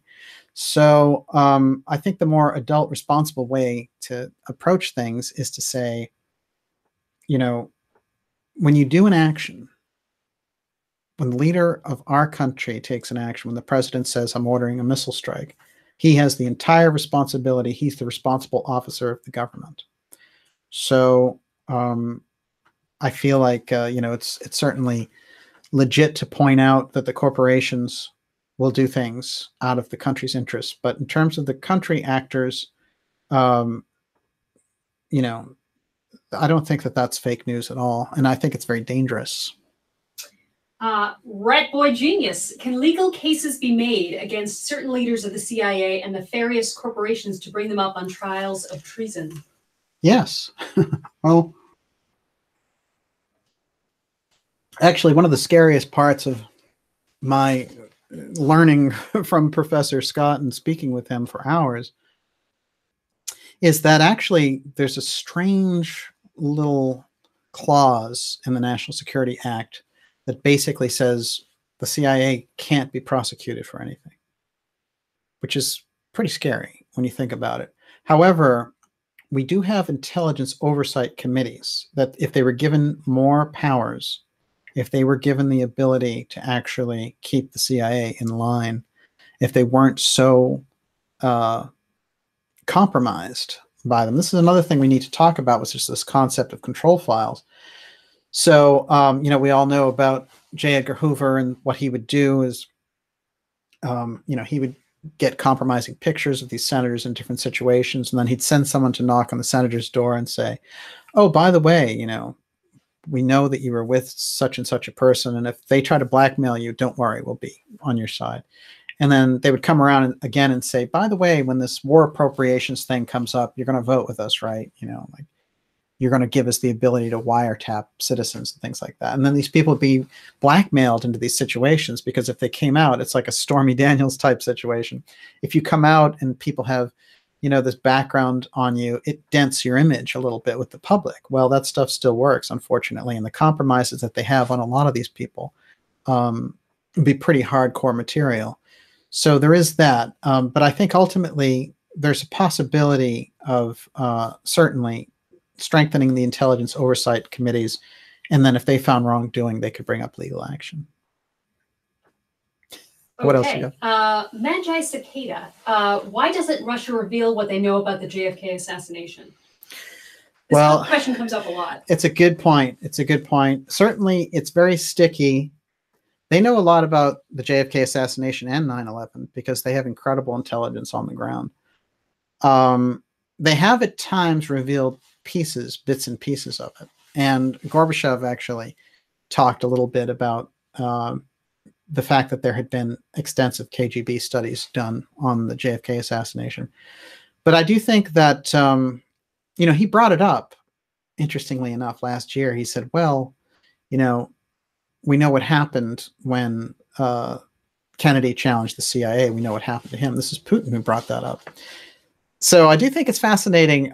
They certainly still have some cards to play if things got bad enough. And I would far prefer for our own leaders to come forward with that information so that we wouldn't be embarrassed on a world stage. Because, you know, in the final analysis, we want the United States to be successful. We want our country to do well. And the best way to do that is to remove the wall of secrecy, because the people who are operating the wall of secrecy don't have any ethics. And that's a real problem.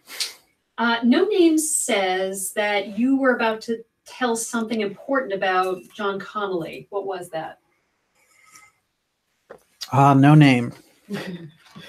Nicely done. Well, I do want to point this out. Take a look at these two men for a second. Clearly, President Trump and President Kennedy both had tremendous problems with the CIA. We know how the CIA dealt with Kennedy. We'll see if Trump's move to appease the CIA is going to do him any good. I doubt it. But let's look at a couple of interesting things in relation to that. One, people who've been watching the X series may have gotten a glimpse of some of these, but since we have JFK as the topic, this picture. Now that shows clearly President Trump. This is 1987. Former President Nixon, Trump's wife at the time. And in the middle is John Connally, who was, as we know, in the assassination car with JFK when he was killed. And the fact that the three of these people got together in 1987, and I have this letter here, which I've shown a few times. This is Nixon telling Donald Trump to run for president, and that if he does, he'll win. Some of these connections are important because I think that there's a lot of messaging in Trump showing up on the political scene with Nixon and Connally, who are fundamentally both representatives of being screwed over by the CIA, because Trump standing next to Connally, I think, is significant. And if you know politics very well, you know that there's a lot of posturing and a lot of significance that goes on. And the idea of Nixon saying, Trump, you should run for president, being Nixon's pick with Connally as right in the center there, tells me that this is Nixon saying, Trump is onto your game, referring to the intelligence agencies. And I honestly wonder, the more I've gone deeper into this, of course, we talked extensively about the time capsule in my series with Robert Merritt and Nixon hiding a time capsule in the White House. But I honestly wonder how much advice and just how many details Nixon gave to Trump in relation to the real governance structure of the American political scene. And I wouldn't be surprised if that's how he got into office in the first place. But yes, thank you for catching that. Okay, what else you got? Jane Jones wants to know, how much more sophisticated and dangerous is the deep state today? Oh, far more dangerous. Yeah, far more dangerous. They have more technology at their disposal. It's my deep belief that the X technology, which is represented in the UFO file that's been traveling through these government agencies, is a big piece that they've developed. And I would definitely say that on a technological level, they're about 50 years ahead of us technologically. And that means, you know, there's all sorts of technologies that we find out about later and after the fact. And if we can imagine that they can, you know, take a picture in a parking garage underground with the kind of satellite control that they have, and they can tune into anybody's conversation, especially if we have technology like this with us, we have to look at them in a whole different way than they looked at them, say, in the 1960s, when they had like wiretapping and they would intercept mail and things like that. Well, they've grown so dramatically. And I feel like the NSA is in lockstep, and that things like Bluffdale, for example, where they gobble up and vacuum up all of our phone calls and emails and things like that, are highly unconstitutional facilities. And so that I think the deep state probably is more dangerous now than ever. Ejil wants to know, is it possible to repeal the Patriot Act? Yes, and I think that we should. Professor Scott points out that as a result of the Patriot Act, we're in a constant state of emergency since 9/11, and that we're still in a state of emergency. So we're operating under continuity of government rules, and the continuity of government rules apply to major emergency situations. So they're in a constant flow like that. So when someone like Catherine Austin Fitts and Professor Mark Skidmore come forward and say, well, there's $21 trillion missing from DOD and HUD, and they've done comprehensive studies on it, we should be asking ourselves, how are they getting away with hiding that kind of money? And it's clearly through operating through the black budget of the Patriot Act, where you can do things off the books. So it should be a major goal to recover the $21 trillion that the government has stolen out of thin air, and also, or made disappear, or went down some weird black hole, and to completely get rid of the emergency setting in the Patriot Act, which I think were set up under false pretenses. Okay, Hugh Hoyland, does the deep state have a connection or contact with ETs? Let's get into the heart of it. Yeah, that's interesting. I don't think that they would need to, with the advanced, the connections that they have here on Earth are quite powerful enough to have them sustain the situation.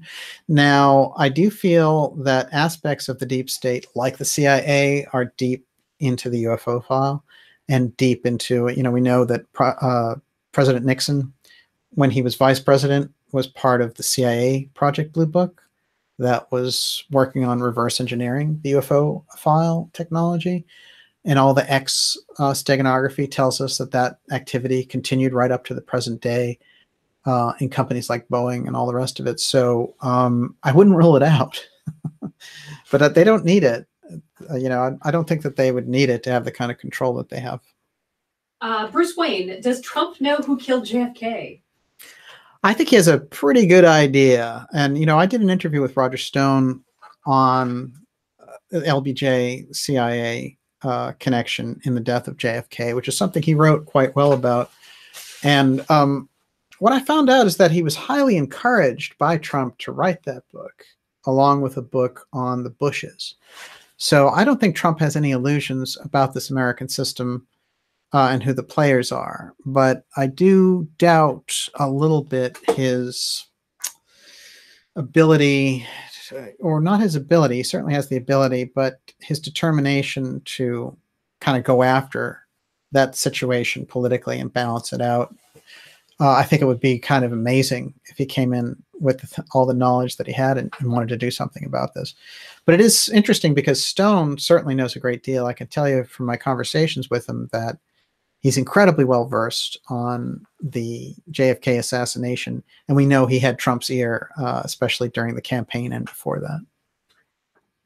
Lion of Judea says, so what does Daniel think is in there then? And someone else was saying, yeah, what would these files reveal that we don't already know? Oh, without question, they can reveal a number of things. For example, the last set of records that came out in October revealed that the mayor of Dallas was a CIA asset. Well, we never knew that. That makes a lot more sense considering he helped develop the motorcade route, and that would have made it a lot easier to get Kennedy assassinated in Texas. So there are details like that that I think are significant. For example, there was some information that a UK newspaper came forward with. It was a very popular reporter there.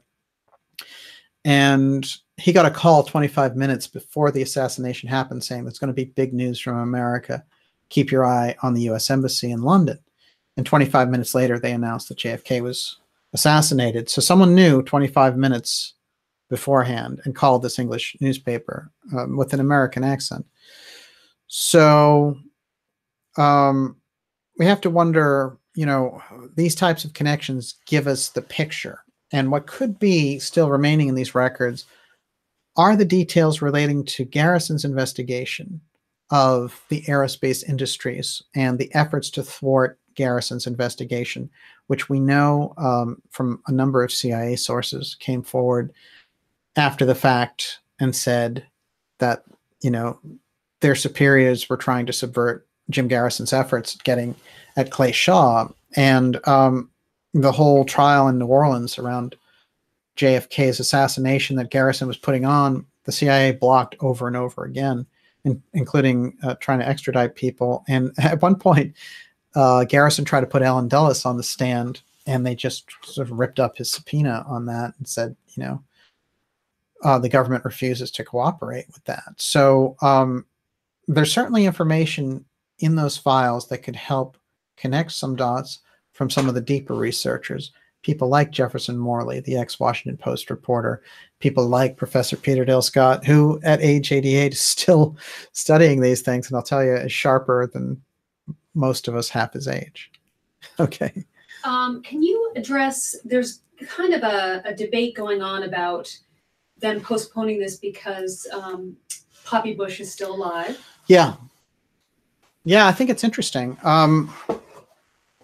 Well, look, Bush, there's a book called Family of Secrets that Russ Baker did about the Bushes and the incredible links to the assassination that come up. And I'll just give you one. Now, this one is particularly important. When Oswald gets back to Texas from the Soviet Union, he's adopted basically by George de Mohrenschildt. And de Mohrenschildt is an oil geologist who, in that community, you've got the Hunts, you've got the Bushes, and just a few other people who do oil and oil geology. So certainly de Mohrenschildt became friends with Bush. Now, they're admitted friends on the record. And so de Mohrenschildt, after he gives this testimony about Oswald, he kind of feels bad for him. And he says, well, you know, I think that they've really painted him as something that it wasn't. And so after case closed, you know, Warren Commission says it's all done, de Mohrenschildt starts to have weird misgivings. And he gives some interviews where he gives hints that, you know, his friends at the CIA were telling him to watch Oswald. So, and he also says, Oswald, I considered almost like a son, and he was an incredibly honest person, and he was very decent, and all these weird things. And people are wondering, well, wait a minute, isn't he talking about the assassin of the president? What's going on here? And they're getting the idea that Oswald was actually an undercover agent for the government who was supposed to be penetrating an assassination ring, and that they used this against Oswald and caused him to appear to be this lunatic communist assassin. Now, what happens is de Mohrenschildt writes his old friend, who's now CIA director, George Bush, who's soon to be the vice president and then the president, and of course the father of the president who takes us into the Iraq War. And he says to him, look, I'm surrounded by all these weird people. I try to write this thing about Oswald, and stupidly, I guess a lot of people got pissed off at me. And so now my phone is bugged. There are people following me. Can you get us out of this incredibly bad situation? And Bush doesn't respond to the letter. And what he does, he realizes that the people who took the letter know that it came to Bush. So there's no way to hide the letter. It becomes part of the archives. That's why we have it in the first place. But the fact that he would write to Bush shows that friendship. And so Bush was very close, let's keep this in mind, to the person who was shepherding Oswald around, who was a millionaire, by the way, de Mohrenschildt, and Oswald worked for $1.25 an hour. So why is de Mohrenschildt hanging out with this slacker, Lee Harvey Oswald?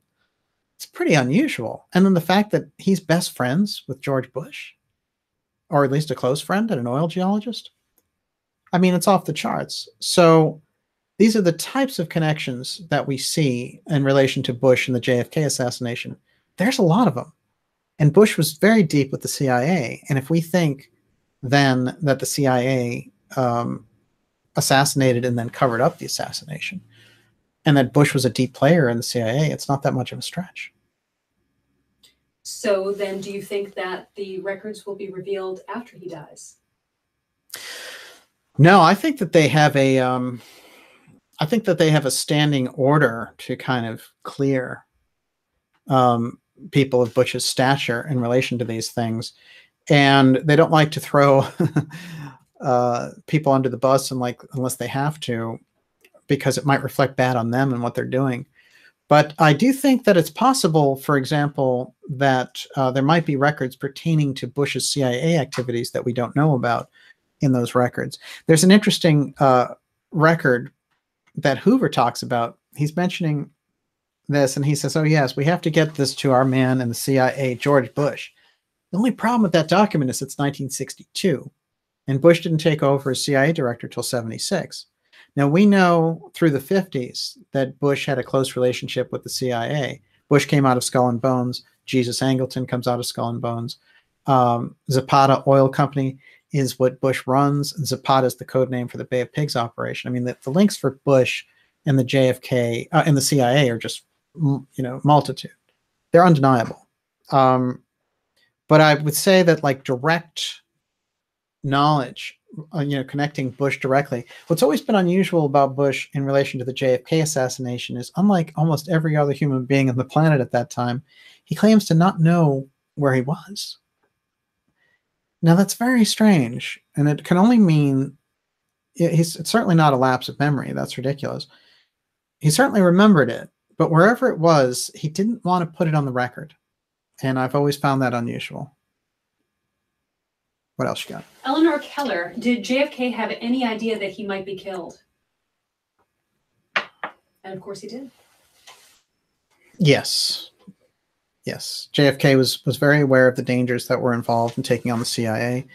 I think he felt like he had to do it and that he was fulfilling this position. Remember, he had faced a nuclear war and facing down Khrushchev, and I think that changed him dramatically. So when he went to speak at American University, the State Department thought he had a certain speech, and he pulled out a different one. And that's the one where he talked about, you know, we all have to inhabit this planet. We have to re-examine the way we look at the Russians.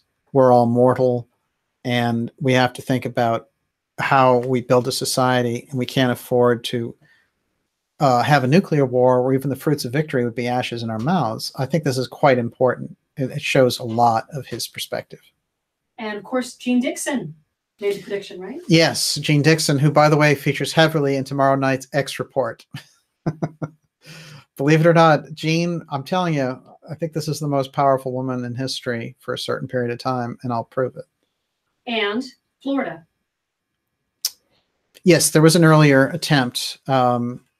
Well, there are multiple in Chicago also. Right. Mm-hmm. If you look up a guy named Thomas Vallee, V-A-L-L-E-E, he was found on Kennedy's motorcade route in Chicago with all these weapons in his trunk. And you know what? He was an ex-Marine, and he had all these different leanings. They were going to use him the way that they used Oswald. They just couldn't really pull it off in Chicago. It was close because it was corrupt enough at the time.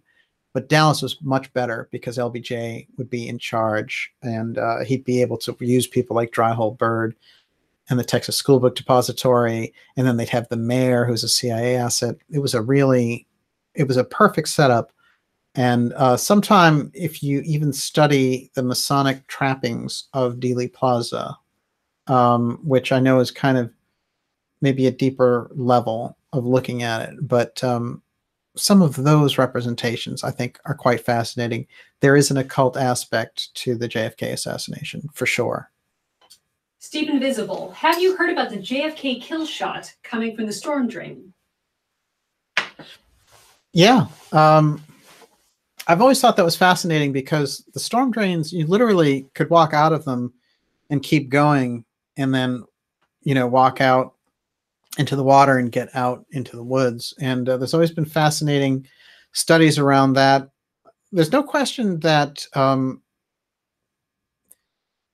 way that they set up the shot and the way they slowed down the car and everything, it was the perfect ambush zone. So really you had a number of different opportunities to kill him. And certainly the weakest would have been from the school book depository, where there's a big tree in the way blocking your direction. But it was perfect because, of course, you could stick Oswald in there with an old gun and pretend that he was the assassin later. Remember that Deputy Roger Craig was the first guy on the scene, along with another guy, Seymour Weitzman, find not a Mannlicher Carcano. They find a totally different kind of rifle. They find a 7.65 Mauser. And the way they really jogged the memory on it is, you know, Weitzman is looking at Craig and he's like, you know, he runs a sporting goods store. He knows weapons inside and out. And he says, oh, look, it says 7.65 Mauser right there. And he said he held it up, you know, Craig saying, well, he held it up to my face. I put that in my documentary, Agent Oswald, which is on this channel so you can view it. And really, it does capture the CIA's role and the various links in the assassination. But certainly, could there have been somebody shooting from the storm drain? Yeah, absolutely. Definitely people heard sounds from the right of the motorcade as it was coming down. So, you know, they call it that grassy knoll area, that whole bit, that's where the major shooting took place. No question. Jack Russell, the people who are responsible for JFK are dead. What does DJ hope to gain from exposing these actors? Well, you have to kind of gain transparency by exposing historical actions. So if we can find out the motivations of the people involved, and we can find out who it was, then yes, you're right. I mean, you can you can't really take them to court now. I mean, but in the court of public opinion, you can help people to understand what those forces were. And certainly it can provide a huge deterrent for people who are planning that type of activity now. It might even expose the current deep state, which is why they're bending over backwards to get this guy, Trump, here, who's going to become president and is president now, to say, hey, listen, hold on to those records until 2021, which is a year after my election. Maybe he's saying, you can't use anything against me till I get elected, or I'll let your secrets out. But I wouldn't play gamesmanship. That would be the advice I would give to Trump. I would say, just use your cards now. This is what Garrison actually said to Bobby Kennedy, interestingly enough, because Bobby Kennedy had worked against Garrison's investigation because he felt that it might uncover things that would be spun by the media to show that instead of the CIA being up to assassinating Castro, it might show the Kennedys in a bad light.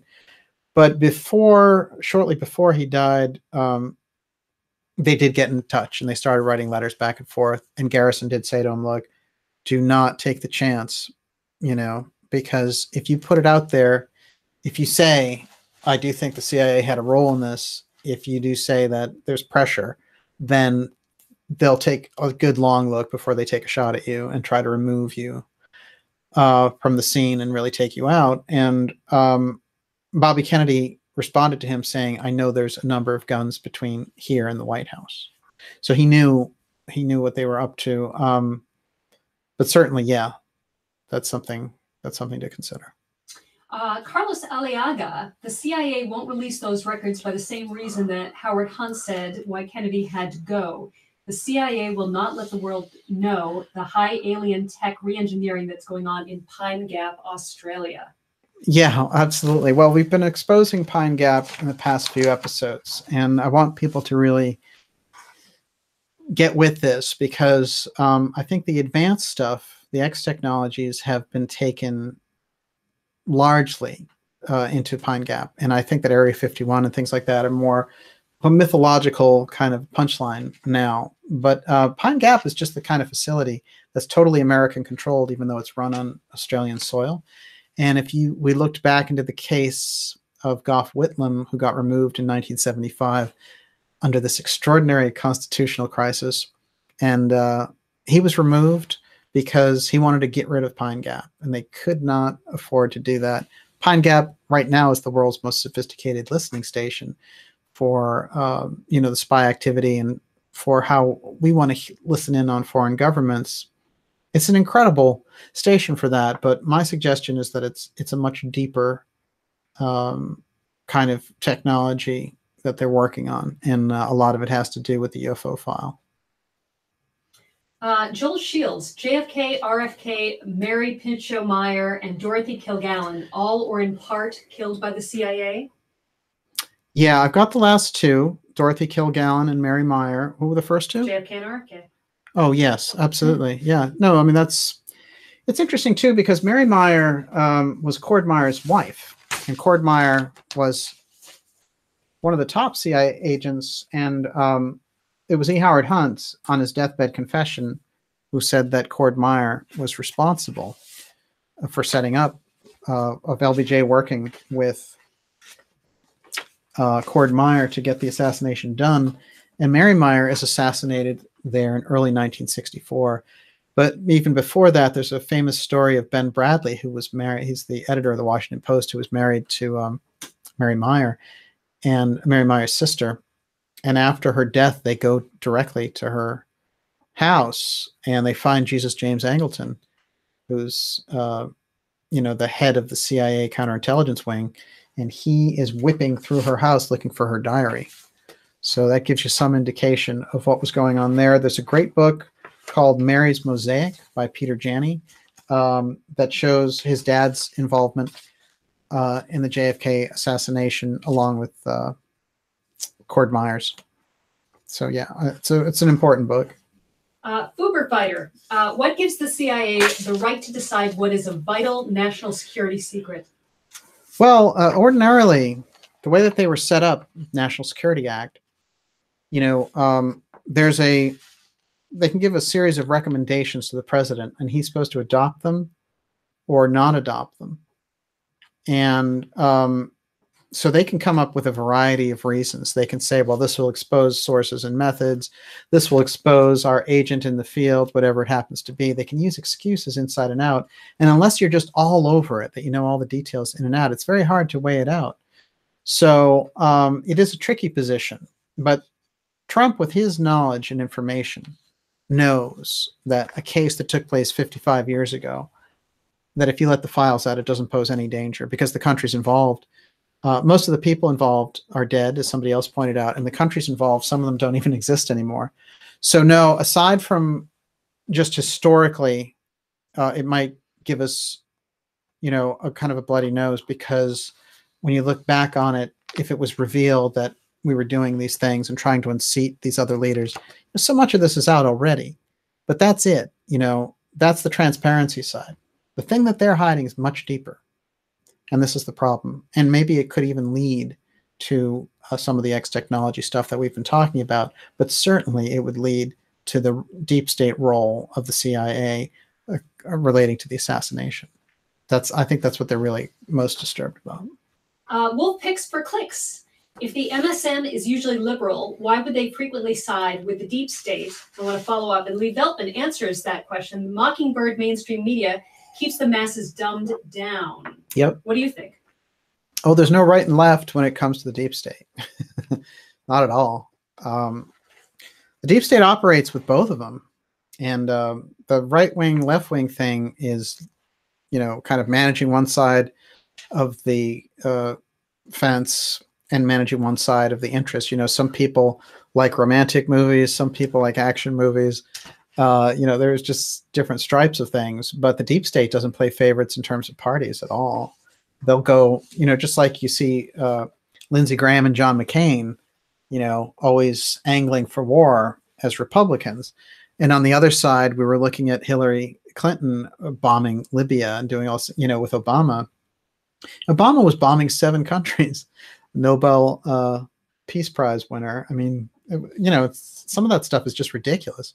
So no, unfortunately, you know, when you hear these liberals now, it's pretty hilarious, in fact, because we've got these liberals out there saying, oh, Russia's so terrible. And, you know, we really need to take them on. And, you know, you're a Russian agent if you don't, you know, you're with the Kremlin if you believe in the stuff. It's like a weird mind reversal, because that's the kind of stuff that the Republicans would use against those red-leaning communist Democrats even 20 or 30 years ago. So it's so weird. It's like the 1984 thing. We are at war with Oceania, and we've always been at war with Oceania. Don't forget it. Jolie 1. It seems the 1947 Security Act is so problematic. What can be done to repeal it? Oh, it's a great point. The main problem with it is it created a corridor of power and financial secrecy, and that's the way they've been able to get away with all this, because you need to fund it all. And but we thought, well, Truman thought in setting this up, hey, this is what we'll do. You know, we'll set it up so people can't track where our military programs are going and what we're supporting and all the rest of it. But unfortunately, the people who control the secrecy have made kind of a deal with the devil there, which is they've decided what's important and what we should know, and the society's been left behind further and further. So you have a very schizophrenic situation where you have this top level that knows everything, and they make decisions and make moves depending on their interests.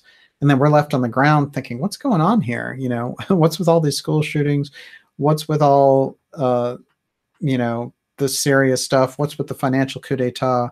What's with 9/11? You know, and the situation gets a little bit erratic where we're so out of sync with each other that they're operating on one level and they're operating behind a wall of secrecy. And if we don't penetrate the wall of secrecy, then it runs the risk of destroying the society involved.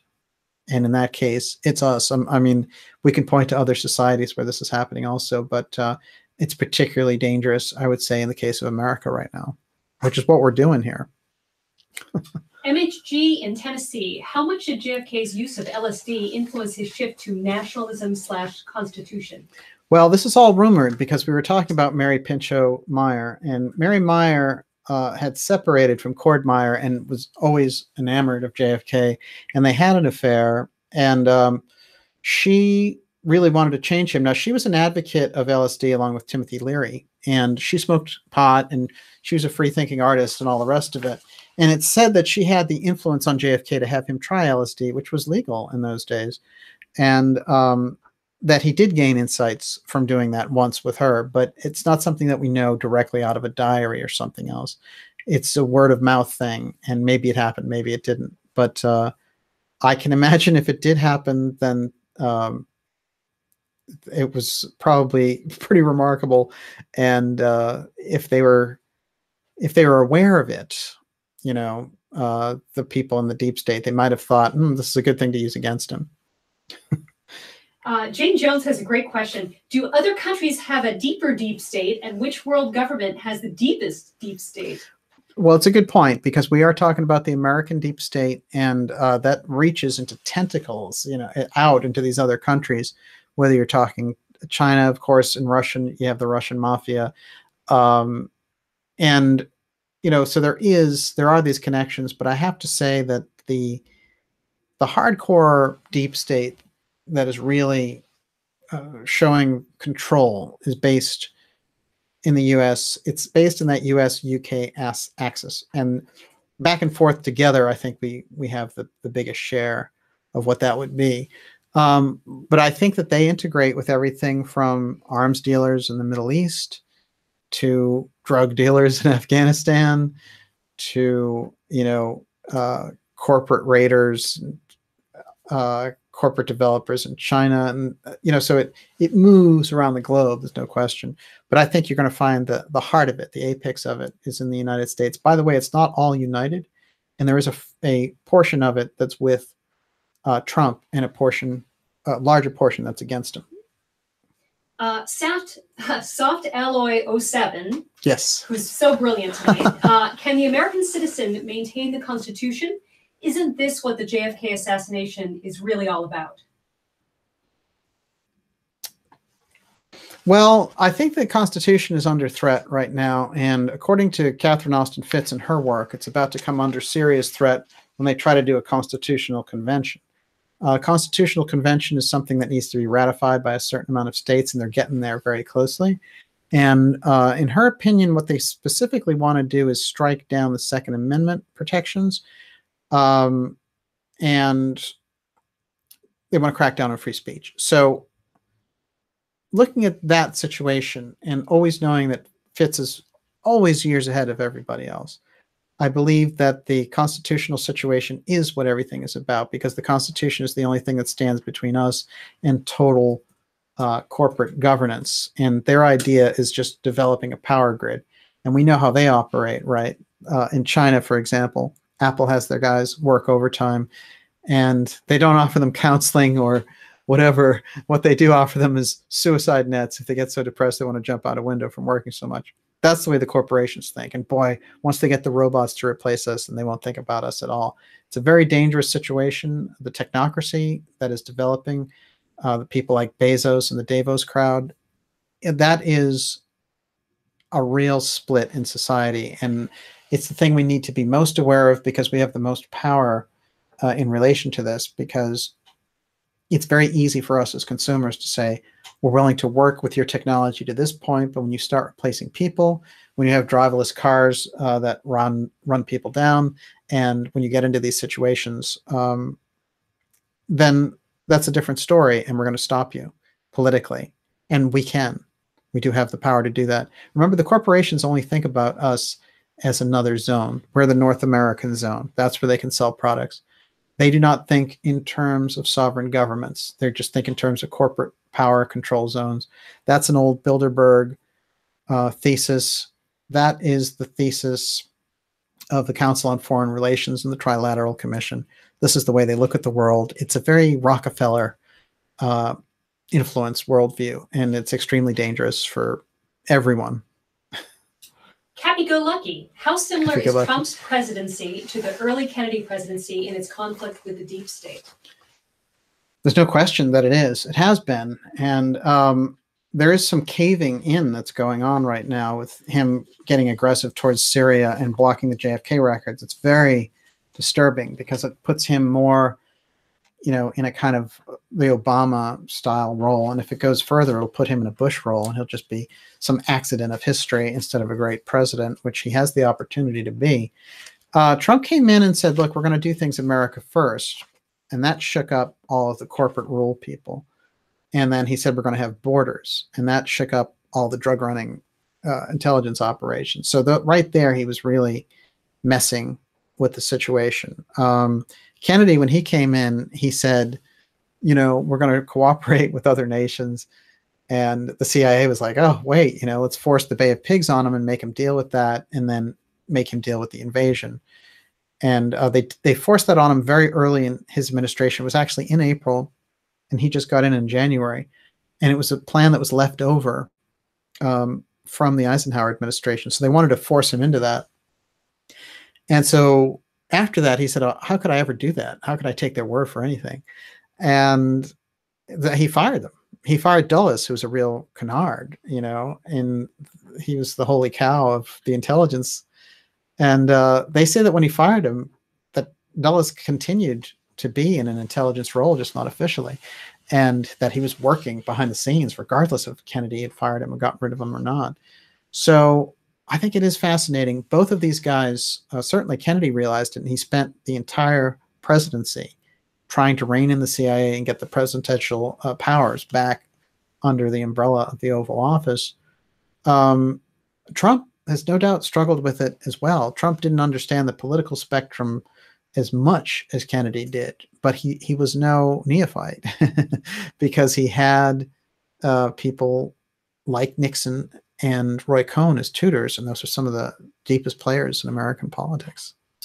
I'm going to connect two questions. Lawrence Henney says, Trump has tried to keep the promises of his election, but faces a very determined enemy intent on its survival, which threatens to jail and assassinate him 24 hours a day. True. Another person brought up Ross Perot in that context. Yes. And Beau Krills says, okay, Daniel, I love your channel, but explain to me, if Trump didn't bomb those sites and he did absolutely nothing, tell me what would have happened if he did absolutely nothing. Please tell me.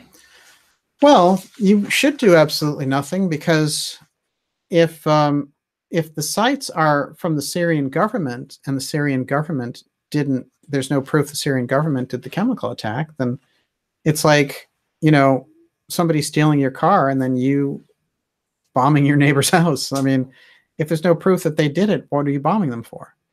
So, no, there was no justification for it. There was no time. There was no evidence that came back. There was no evidence that was presented. It just felt good because you said, hey, France is with us. We're both going to bomb them. I don't doubt that Syria has been a real pain in the neck, but here's the thing. The Syrian government has its own sovereign situation. We've been trying to unseat their leader since 2012. Why? Why are we after Assad? Really ask yourself the question. Okay, there's a civil war there. Things get ugly. All right.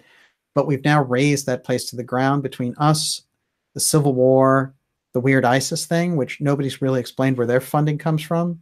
Where are they getting all their money? How are they running tanks and stuff? They're supposed to be just, you know, a ragtag group, mercenary group. Where are they getting, who's funding them? How are they taking over cities? You know, you can't just show up and do that because you've got a lot of attitude. You've got to have technological backing, payrolls, money, tanks, weapons. Who's giving it to them? It's pretty easy to shut off ISIS. Just find out who's giving them the stuff. Or who is it that's giving it to them? That's the key question. As Catherine Austin Fitts would say, is it Mr. Global himself? Somebody's given them that. So no, the actions in ISIS, the actions in Syria were completely unjust on behalf of the United States government. There was no reason to bomb Assad. As a matter of fact, a week before, Trump had said, I have no interest in keeping troops in there. I want to pull them out. And then a week later, he bombs them. This chemical attack thing, you know, it would be the most stupid thing for Assad to do, to use chemical weapons against his enemies in a civil war that he's winning. because it would draw the international attention and destabilize his position. It doesn't make any sense for anyone logically looking at it. And for our country to just bomb them and then tweet, "Here come shiny weapons," or something like that, it's a disaster. It's an absolute disaster. And the message that it sends really to Russia is that we're reckless over here. And it's not 4D chess, and it's, forget about Q and all that nonsense and those people playing out those dumb scenarios. That's the dumbest thing I've ever heard in my life. It's a country bombing another country. There's no 4D chess, there's no high fives and any of that junk. And they're not bombing deep state sites. Jesus. We see the most ridiculous things. Let's get real. They're bombing Syrian sites. Syrian's a sovereign government supported by Russia. That's a World War III scenario. So at least let's get real on it. Okay, let's lighten up a little bit. Christopher Bradley, why do all the world powers disagree on everything except the Antarctica Treaty? I don't know. I don't think that they agree on everything. But I think that I think the secrecy around the UFO file is something that countries would try to use as leverage over us. And it's probably parts of the reasons for the secrecy that we've adopted around it.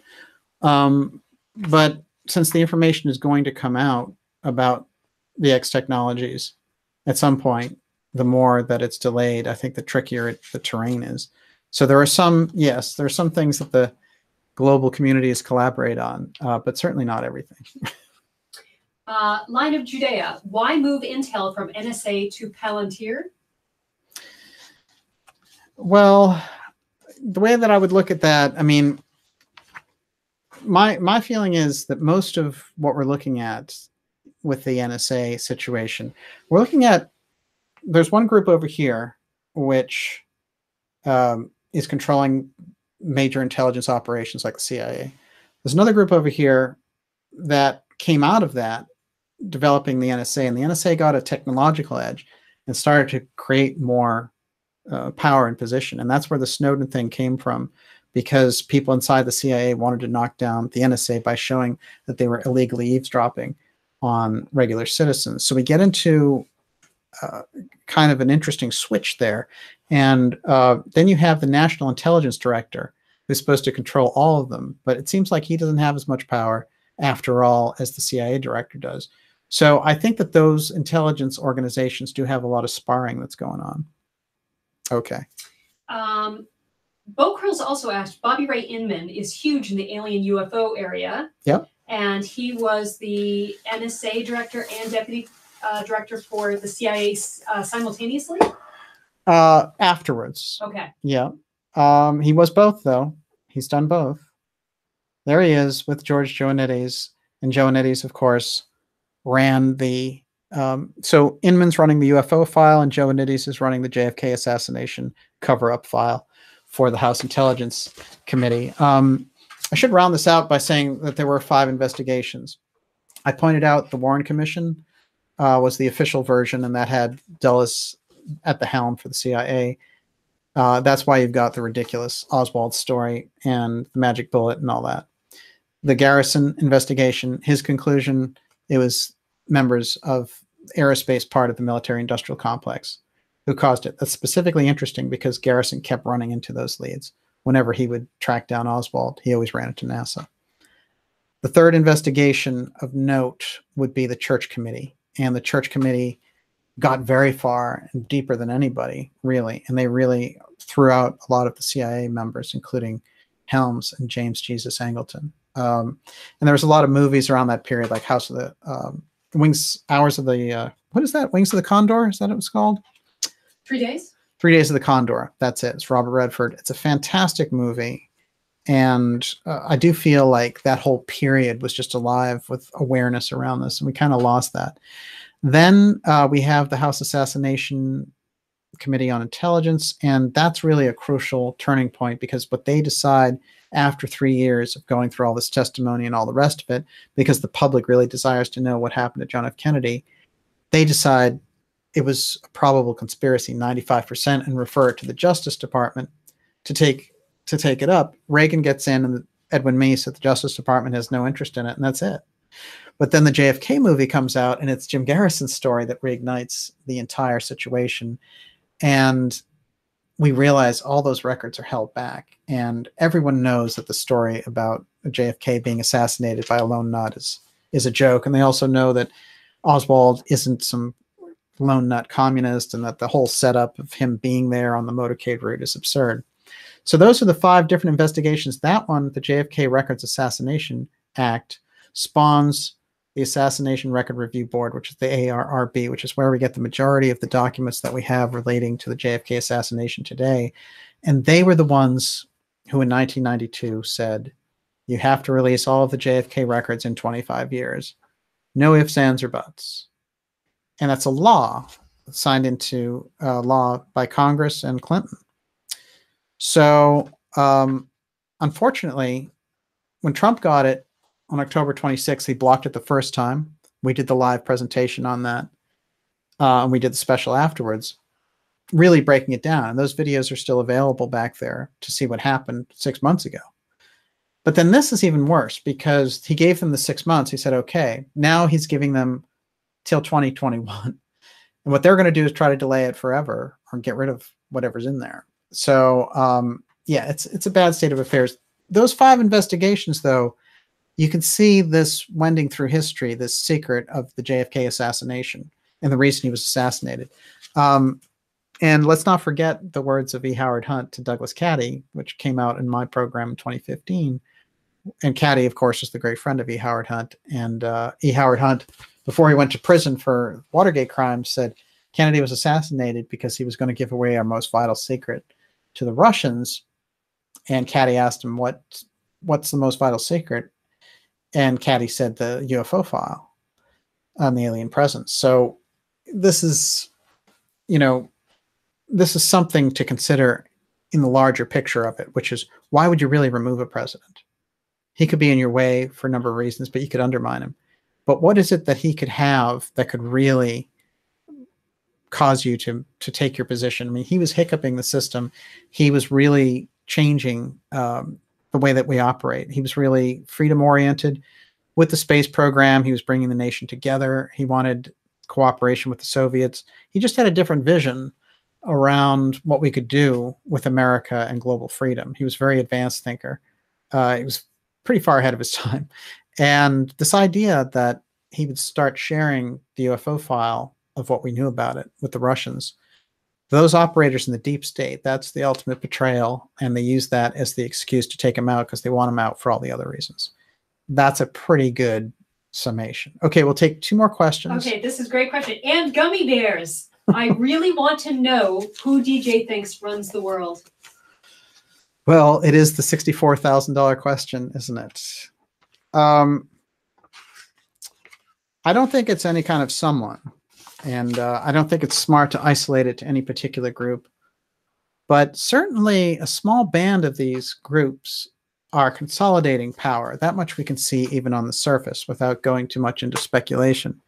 So the people who show up at Davos, the Davos crowd, and I recommended at the time when Trump went to see them, I said, I don't think the president should go. I think his best card to play is to say, I'm not part of that group.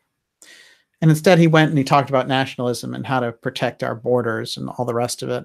So he does talk an America First game. Let's see if he can stick with it, because it's very important to break up this idea of worldwide corporations running everything.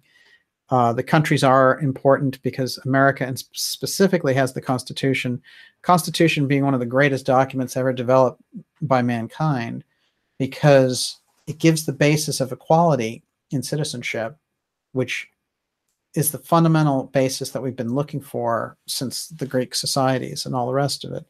So this is something that they've gotten around, and it's been very difficult for them, which is why Fitz, in her infinite wisdom, has suggested that the constitutional conventions that they've been calling for, that they're working to ratify by 2019, are very dangerous, because what they want to do is run a truck right through the constitutional protections on things like speech and the Second Amendment. Okay, Young 27R, in Watergate, does DJ find it interesting that Liddy and Hunt get caught, so-called professional spies, and then force Nixon to resign? Yes, I do. Watergate's a deep state event, and Professor Scott points it out that way. He also points out that many of the players involved in the JFK assassination, like Hunt and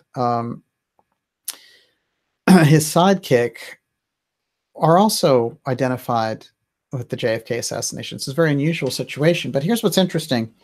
The continuity of government aspect is really the unexplored key to those types of deep events. Whenever there's a deep event, the continuity of government players are there. And the continuity of government player in the JFK assassination is the Secret Service agent Winston Lawson, because he sets up the motorcade route. And he is the person who is using the continuity of government communication system. And there's no real good explanation for why he was using that emergency broadcast system.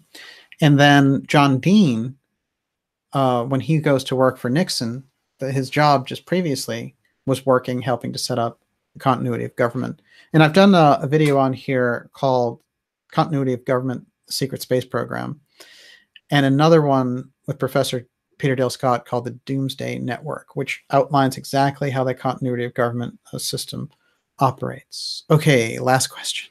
I'm going to give it's not really a question, but it's a comment that I think yes. is provocative. Okay.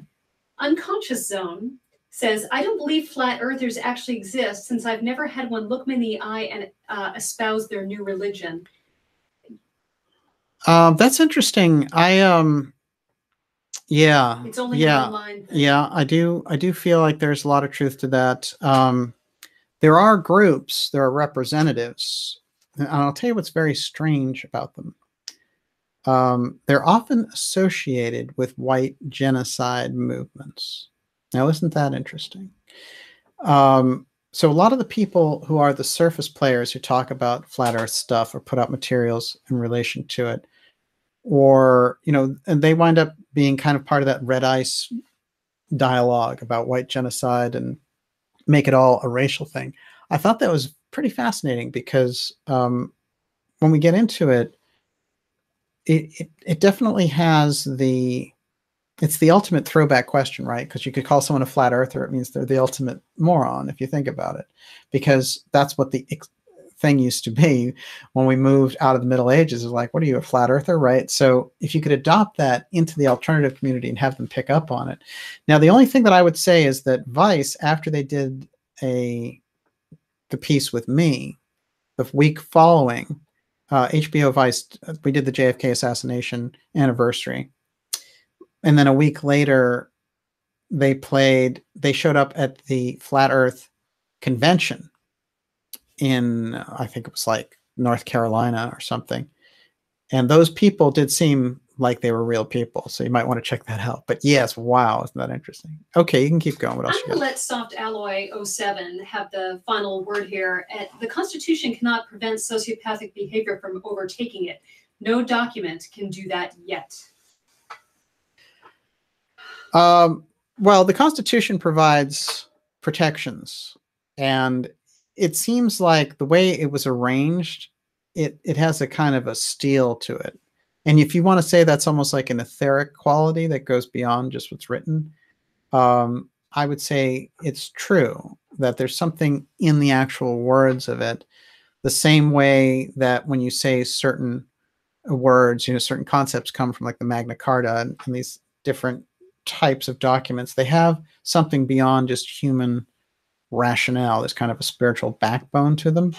So yes, it's about enforcing the words for sure, but there's no doubt the protections are listed there because the entire government is sworn to uphold the Constitution. So the Constitution is in fact the law of the land still as things stand. So anyone who acts against the Constitution is still acting against the law at this point. That's an important provision. Yes. Ellisberg has a good solution here. We need to screen for ASPD before letting anyone get into positions of power. It's not a bad idea. It's discriminatory, but it's kind of a good idea. Well, yeah, it'd be interesting to see. Yeah. The problem is that would be tricky to implement. Let's put it that way. I am running out of questions. Good, good. Listen, it's been a fantastic. I'm going to open up one more. There isn't a specific question, but there's been a lot of Q talk.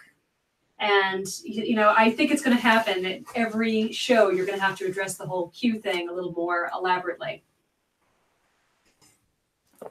I wonder if everyone would agree that I pretty much laid out what I thought about Q in this episode. And I did an episode with Joseph Farrell on Q as a marketing op, and Intel PSYOP combination thing, as data mining operation. There's no question that's what it was.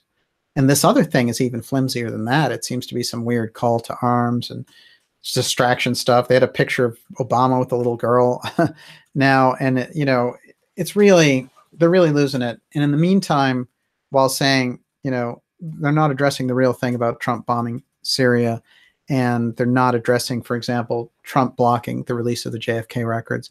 Q is a useless thing. It comes from a porn website, 4chan, which largely hosts pornography. It's going to be the biggest joke in the world. So my feeling about it too is that the weird rabid thing, they know, the people who are pulling the strings and manipulating that marketing operation know that in the alternative media, there's a deep reverence for Trump because he broke the gridlock of the Clintons and the Bushes by coming into office and breaking that mainstream media power grid. And that's the same reason why I've pointed him out and lauded him for doing that. But it's the same reason, him doing that, why I'm going to point out why bombing Syria is a bad idea and blocking the JFK records is a bad idea. He's getting bad advice and he's surrounded by hawks now. That's just not a good situation. So certainly, I think in relation to Q, though, if you find someone who's smart, who's listening to Q, tell them that, it's absurd that some anonymous poster on a porn site should be running a political movement. There's no, what you want in this world is accountability, transparency, and a foundation of ethics. You don't want somebody just taking pictures and saying, look, I took a picture of the White House pen. I'm Donald Trump's best friend. In truth, if that person had done that, the Secret Service would pummel them and remove them from the side of the president and say, you can't use your camera around the president, and then tweet it, so the alternative media has to be inspired to step up its game and be more intelligent about things and not run away with little waves of frenzies. But in particular, Q is dangerous because look what just happened today. Look at the JFK assassination thing and Trump really playing along with the CIA and blocking those records, while everyone else is running over here saying, like, what is the Alice in Wonderland rabbit hole stuff that we can follow? Real things are happening on the ground. And, so yeah, it's dangerous because it's a waste of time. That would be my major objection to it. And second, I think it's, it's exploiting, it's exploitative. It's kind of opium for the masses in a way. What do you think we should be doing with our time if we were not paying attention to Q? What would be a better use of our time? Oh my God. I mean, pick up a book by Peter Dale Scott. Mm-hmm. You'll be so much more educated. Q is nothing. I mean, Q is just like tic-tac-toe riddles. It's some of the worst content I've ever seen in my life. So no, I have no respect for any of that. I wouldn't waste any of my time with it. If somebody wants to play with it like a game and have fun with it, that's up to them. But no, I think it's dangerous for all the reasons I outlined, because it distracts you from what's actually going on. And there's no reason for it. You don't need a filter. We do the alternative media. You can pick up different sources and combine things and know them yourself. You don't need some weird anonymous poster. I called it the Wizard of Oz syndrome with that. It's really, that's exactly the thing to avoid. And we can do better. We can definitely do better. Someone was asking where you get your funding. I get my funding from the people who view this program. And it's a good point, because what you can do is if you go to darkjournalist.com, the first thing to do is sign up for the free newsletter, because the newsletter keeps us in touch regardless of the social media platform. So you always know when a show is coming. And that's important because it gives us a direct pipeline. While you're there, you can also support the show. It's basically $4 a month. And you get basically all the audio files, all the video files, and all the special stuff that we can do. This year in particular, we're going to make extra good for the people who have supported the show. And it makes a difference because I always say get behind the shows, you know, and get behind the things that are good for you and you're getting good information from. So I always point out forbiddenknowledgetv.net, my friend Alexandra, who runs that. Catherine Austin Fitz and Solari.com. Joseph Farrell, GizaDeathStar.com. The Dark Journalist site. Cryptagon.com. These are good sources of information by groups and people who want you to have a more successful, transparent version of reality. And you get a better handle on things. That's so valuable when you're surrounded by so much noise and so much junk. And, you know, last week everyone was talking about Comey, and, you know, Comey disses Trump and says he has small hands. It's just, you know, Twitter and all that, you're not getting anything. There's no value in it. There's no intellectual value. Think of it in terms of food. You know, when you sit down, you either get a Happy Meal, you know, or you get a fast food that'll kill you eventually, or you get something quality where you get the right nutrients to think straight. And hopefully this show, we do that with this show. So with that said, I appreciate all your questions. Olivia, thank you. Thank you, everybody. You did an excellent job. The JFK Assassination Records block is on. They blocked them April 26, 2018. And I'm here to object for you on your behalf, because I think President Trump was wrong to block the records at the behest of the CIA, and the CIA has real good reason for trying to hide those records, and we can only wonder what they're trying to hide, but I think we have a pretty good idea. Tomorrow night we'll be back. It'll be the X series part 8. That's where we're going, and that's going to be fascinating, so don't miss it. We'll start at 7 p.m. and I look forward to seeing you all then. Until then, it's great to have everyone here, and I should do at least a shout out. There's Christine Taggart. It's great to see you. And I am glad Heather Pauly's out there. Fantastic. It was really great to see everybody out here. And I felt like, even though I knew we had a big show coming up, I knew for a fact we had to do this show because this is the crucial stuff. Why don't you give them the tidbit coming up tomorrow? Well, tomorrow you're not going to want to miss it. I'll put it to you that way. And we're heading to Pine Gap to get some answers. So we'll take it from there. Hey, what's good for tonight? Everybody says ice cream again, so I guess it's going to be ice cream. Well, it's almost warm enough, so yeah. Coffee chip. Excellent. Thank you, everyone, and we'll see you tomorrow.